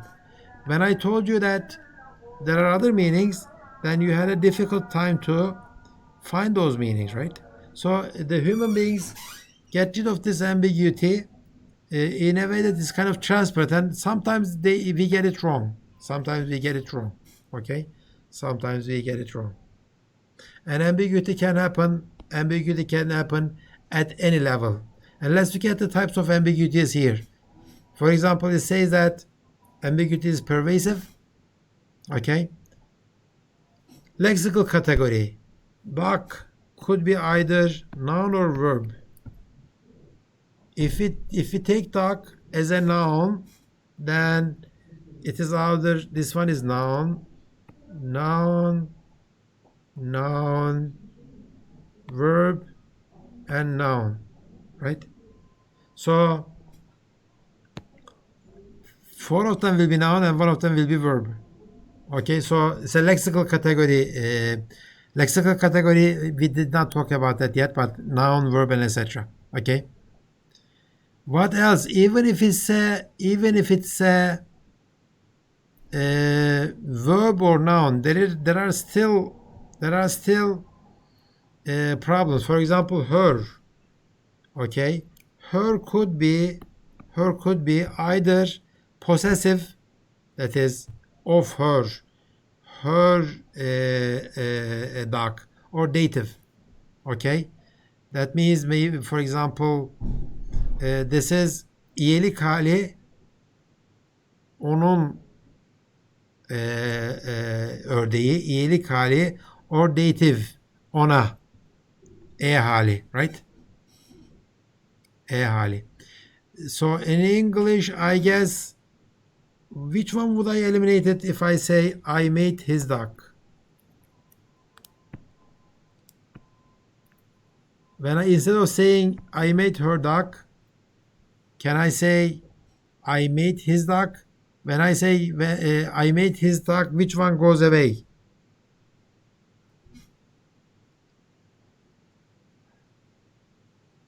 I think this one. Which one? When I say I made his duck, which one goes? Ona ördek yaptım. None of them. I made him duck. What? Onu ördek yaptım. No, onu ördek yaptım goes, right? When I say I made him duck, it is onu ördek yaptım. I made his duck, onun ördeğini yaptım definitely. I made him, no, tusturdum goes away too. See, there is this ambiguity in English. Her could be used for both possessive or dative pronoun. Okay? So, another lexical category, ambiguity. Or lexical semantics, the meaning. Make can mean create or cook, right? Make in English can mean create, ördeğini yaptım, elimle yaptım, or cook, Pişirdim onu, ördek pişirdim. So that's a lexical semantics ambiguity. And as I said before, these are all common to different languages. Turkish has its own ambiguous features. English has its own ambiguous features, and those ambiguities they do not correspond to each other. They are very, very different. They are very, very different. And most of the time, when you translate a sentence from language to another language, you are not supposed to lose the ambiguity. Okay? If you use the ambiguity, for example, if you are translating a poem, a song, or a movie line, you are losing the whole meaning of the sentence. Because sometimes when you say I made her duck, sometimes you mean this one, and this one, and this one all at the same time all together. Okay? That's the point of the sentence. And if you translate that sentence to Turkish, you lose all of those different meanings. And that's why it is very difficult to translate literary work like the novels or the poetry from one language to another language. It is very difficult. It's very difficult because in poetry we usually use these ambiguities to make our poems more attractive, right? Okay. So what other ambiguities do I have in that sentence? Make. See, make could be create or cook, or make has other grammar ambiguities. Make could be transitive. Transitive means that verb has a noun direct object. Okay? This one, for example, I make her duck. In that case, make is a transitive verb. But in the other case, the transitive, it has two noun objects. I made her into duck. So it takes two objects. And I have this action transitive verbs. Okay? Verb has a direct object and another verb. Like I made her duck. I have two verbs. One is make, the other one is duck. So these are all the same verb but different grammar structure. Okay? I wonder what duck has. How many meanings duck? Just take a guess. How many meanings do you think duck has? 10. At least 25. So let me see more. What? Seven noun. Oh, okay. And 4 verbs. No, 8 verbs. 9 verbs. Is that correct? What? I don't understand what's going on with this.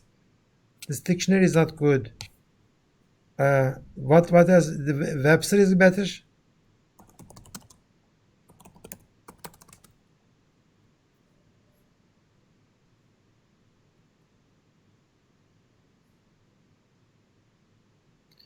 Okay. The first one is this. 4 of them here. These are the verbs. 3, 6, 10. 9, 11. I couldn't get 20. Okay. I thought I would get more. Okay. So usually the more common words have more meaning. I mean, everyday words. I think Ahmed said that we are using only 300 words to talk every day, right? 300 words. Sometimes some people say at most 1,000 words. But most of these words are, they have a very, very different meanings. Okay? For example, take. We use this word take for many different cases. Let me type in here take, and I think we will get, what happened? I think we will get maybe 40 different meanings. So each of them has some sub-meanings too. And I am not counting the sub-meanings. 20 nouns and 8. Oh, so the example 8, 28, 30, 32. And I didn't count the sub-meanings. So common words have more meanings. Okay? Common words have more meanings. Less common words, very technical words, they don't have more than one meaning usually. Usually it's like 5% of the whole dictionary has more than 10 meanings. Okay, maybe 90% of the whole dictionary will have less than 2 meanings or 3 meanings, something like that. So it is not surprising to have only this small number of words should be enough to talk in a language in an everyday life.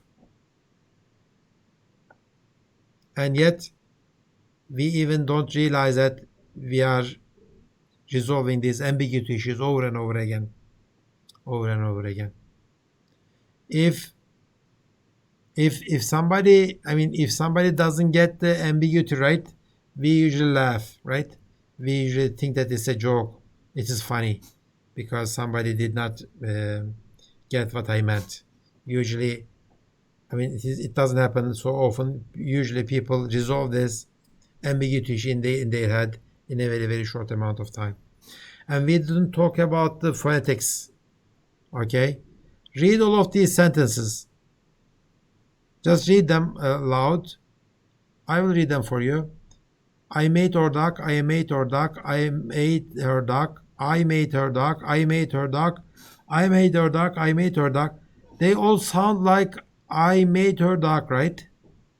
So if I include the phonetics, the sound, okay, on top of these 5 sentences, I have all of these different interpretations of the same the same speech signal. Okay, well, most of them are not meaningful. Most of them are not meaningful sentences or the word clusters, but anyway, I can understand them this way, right? If I don't include any syntax and semantics.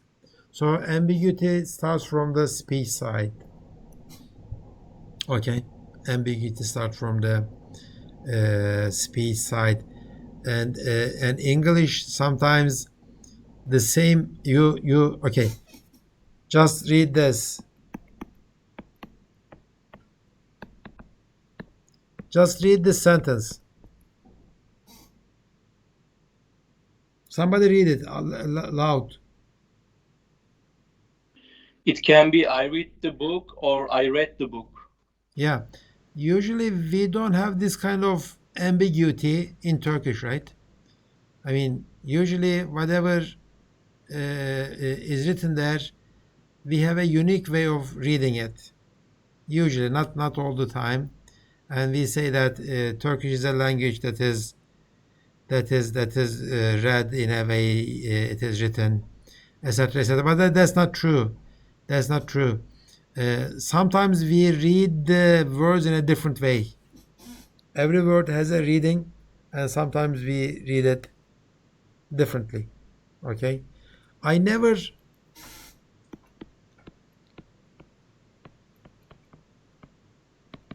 Okay, when I am in metro. Okay, when I come to this station, this stop.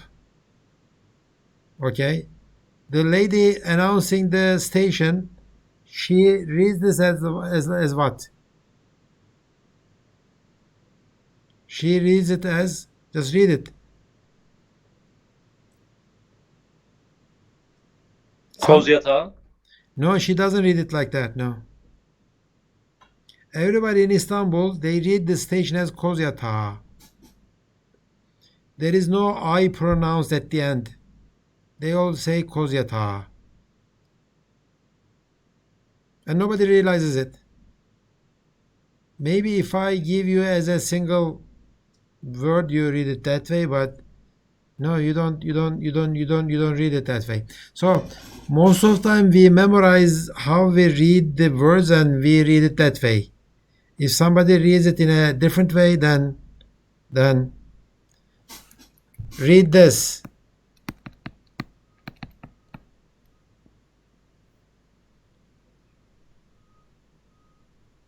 English word. It is winding.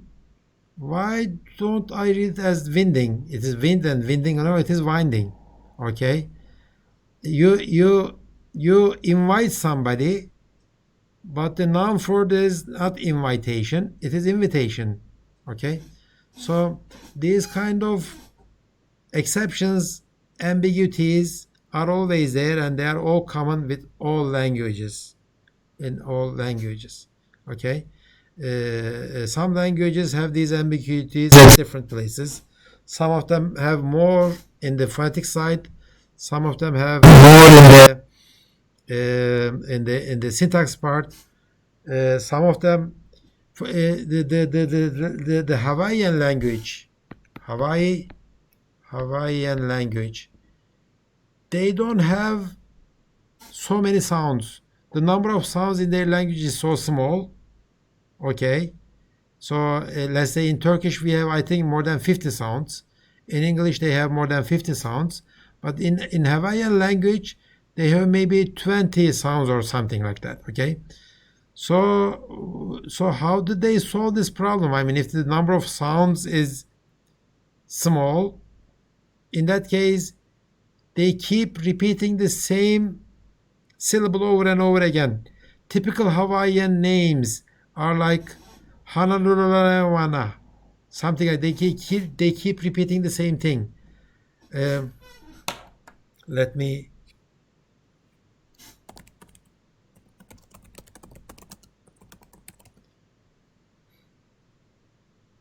Hawaiian language words.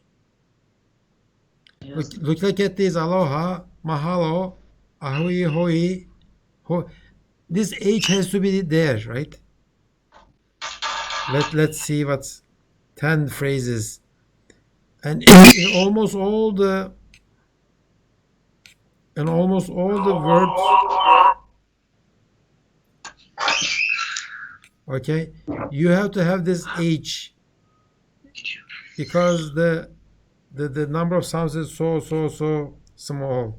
I think these are not very good examples because these are common words and they have to be short. If you use the Google Translate to translate from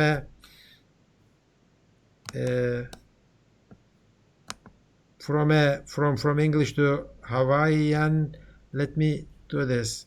Let me copy this. Copy and translate.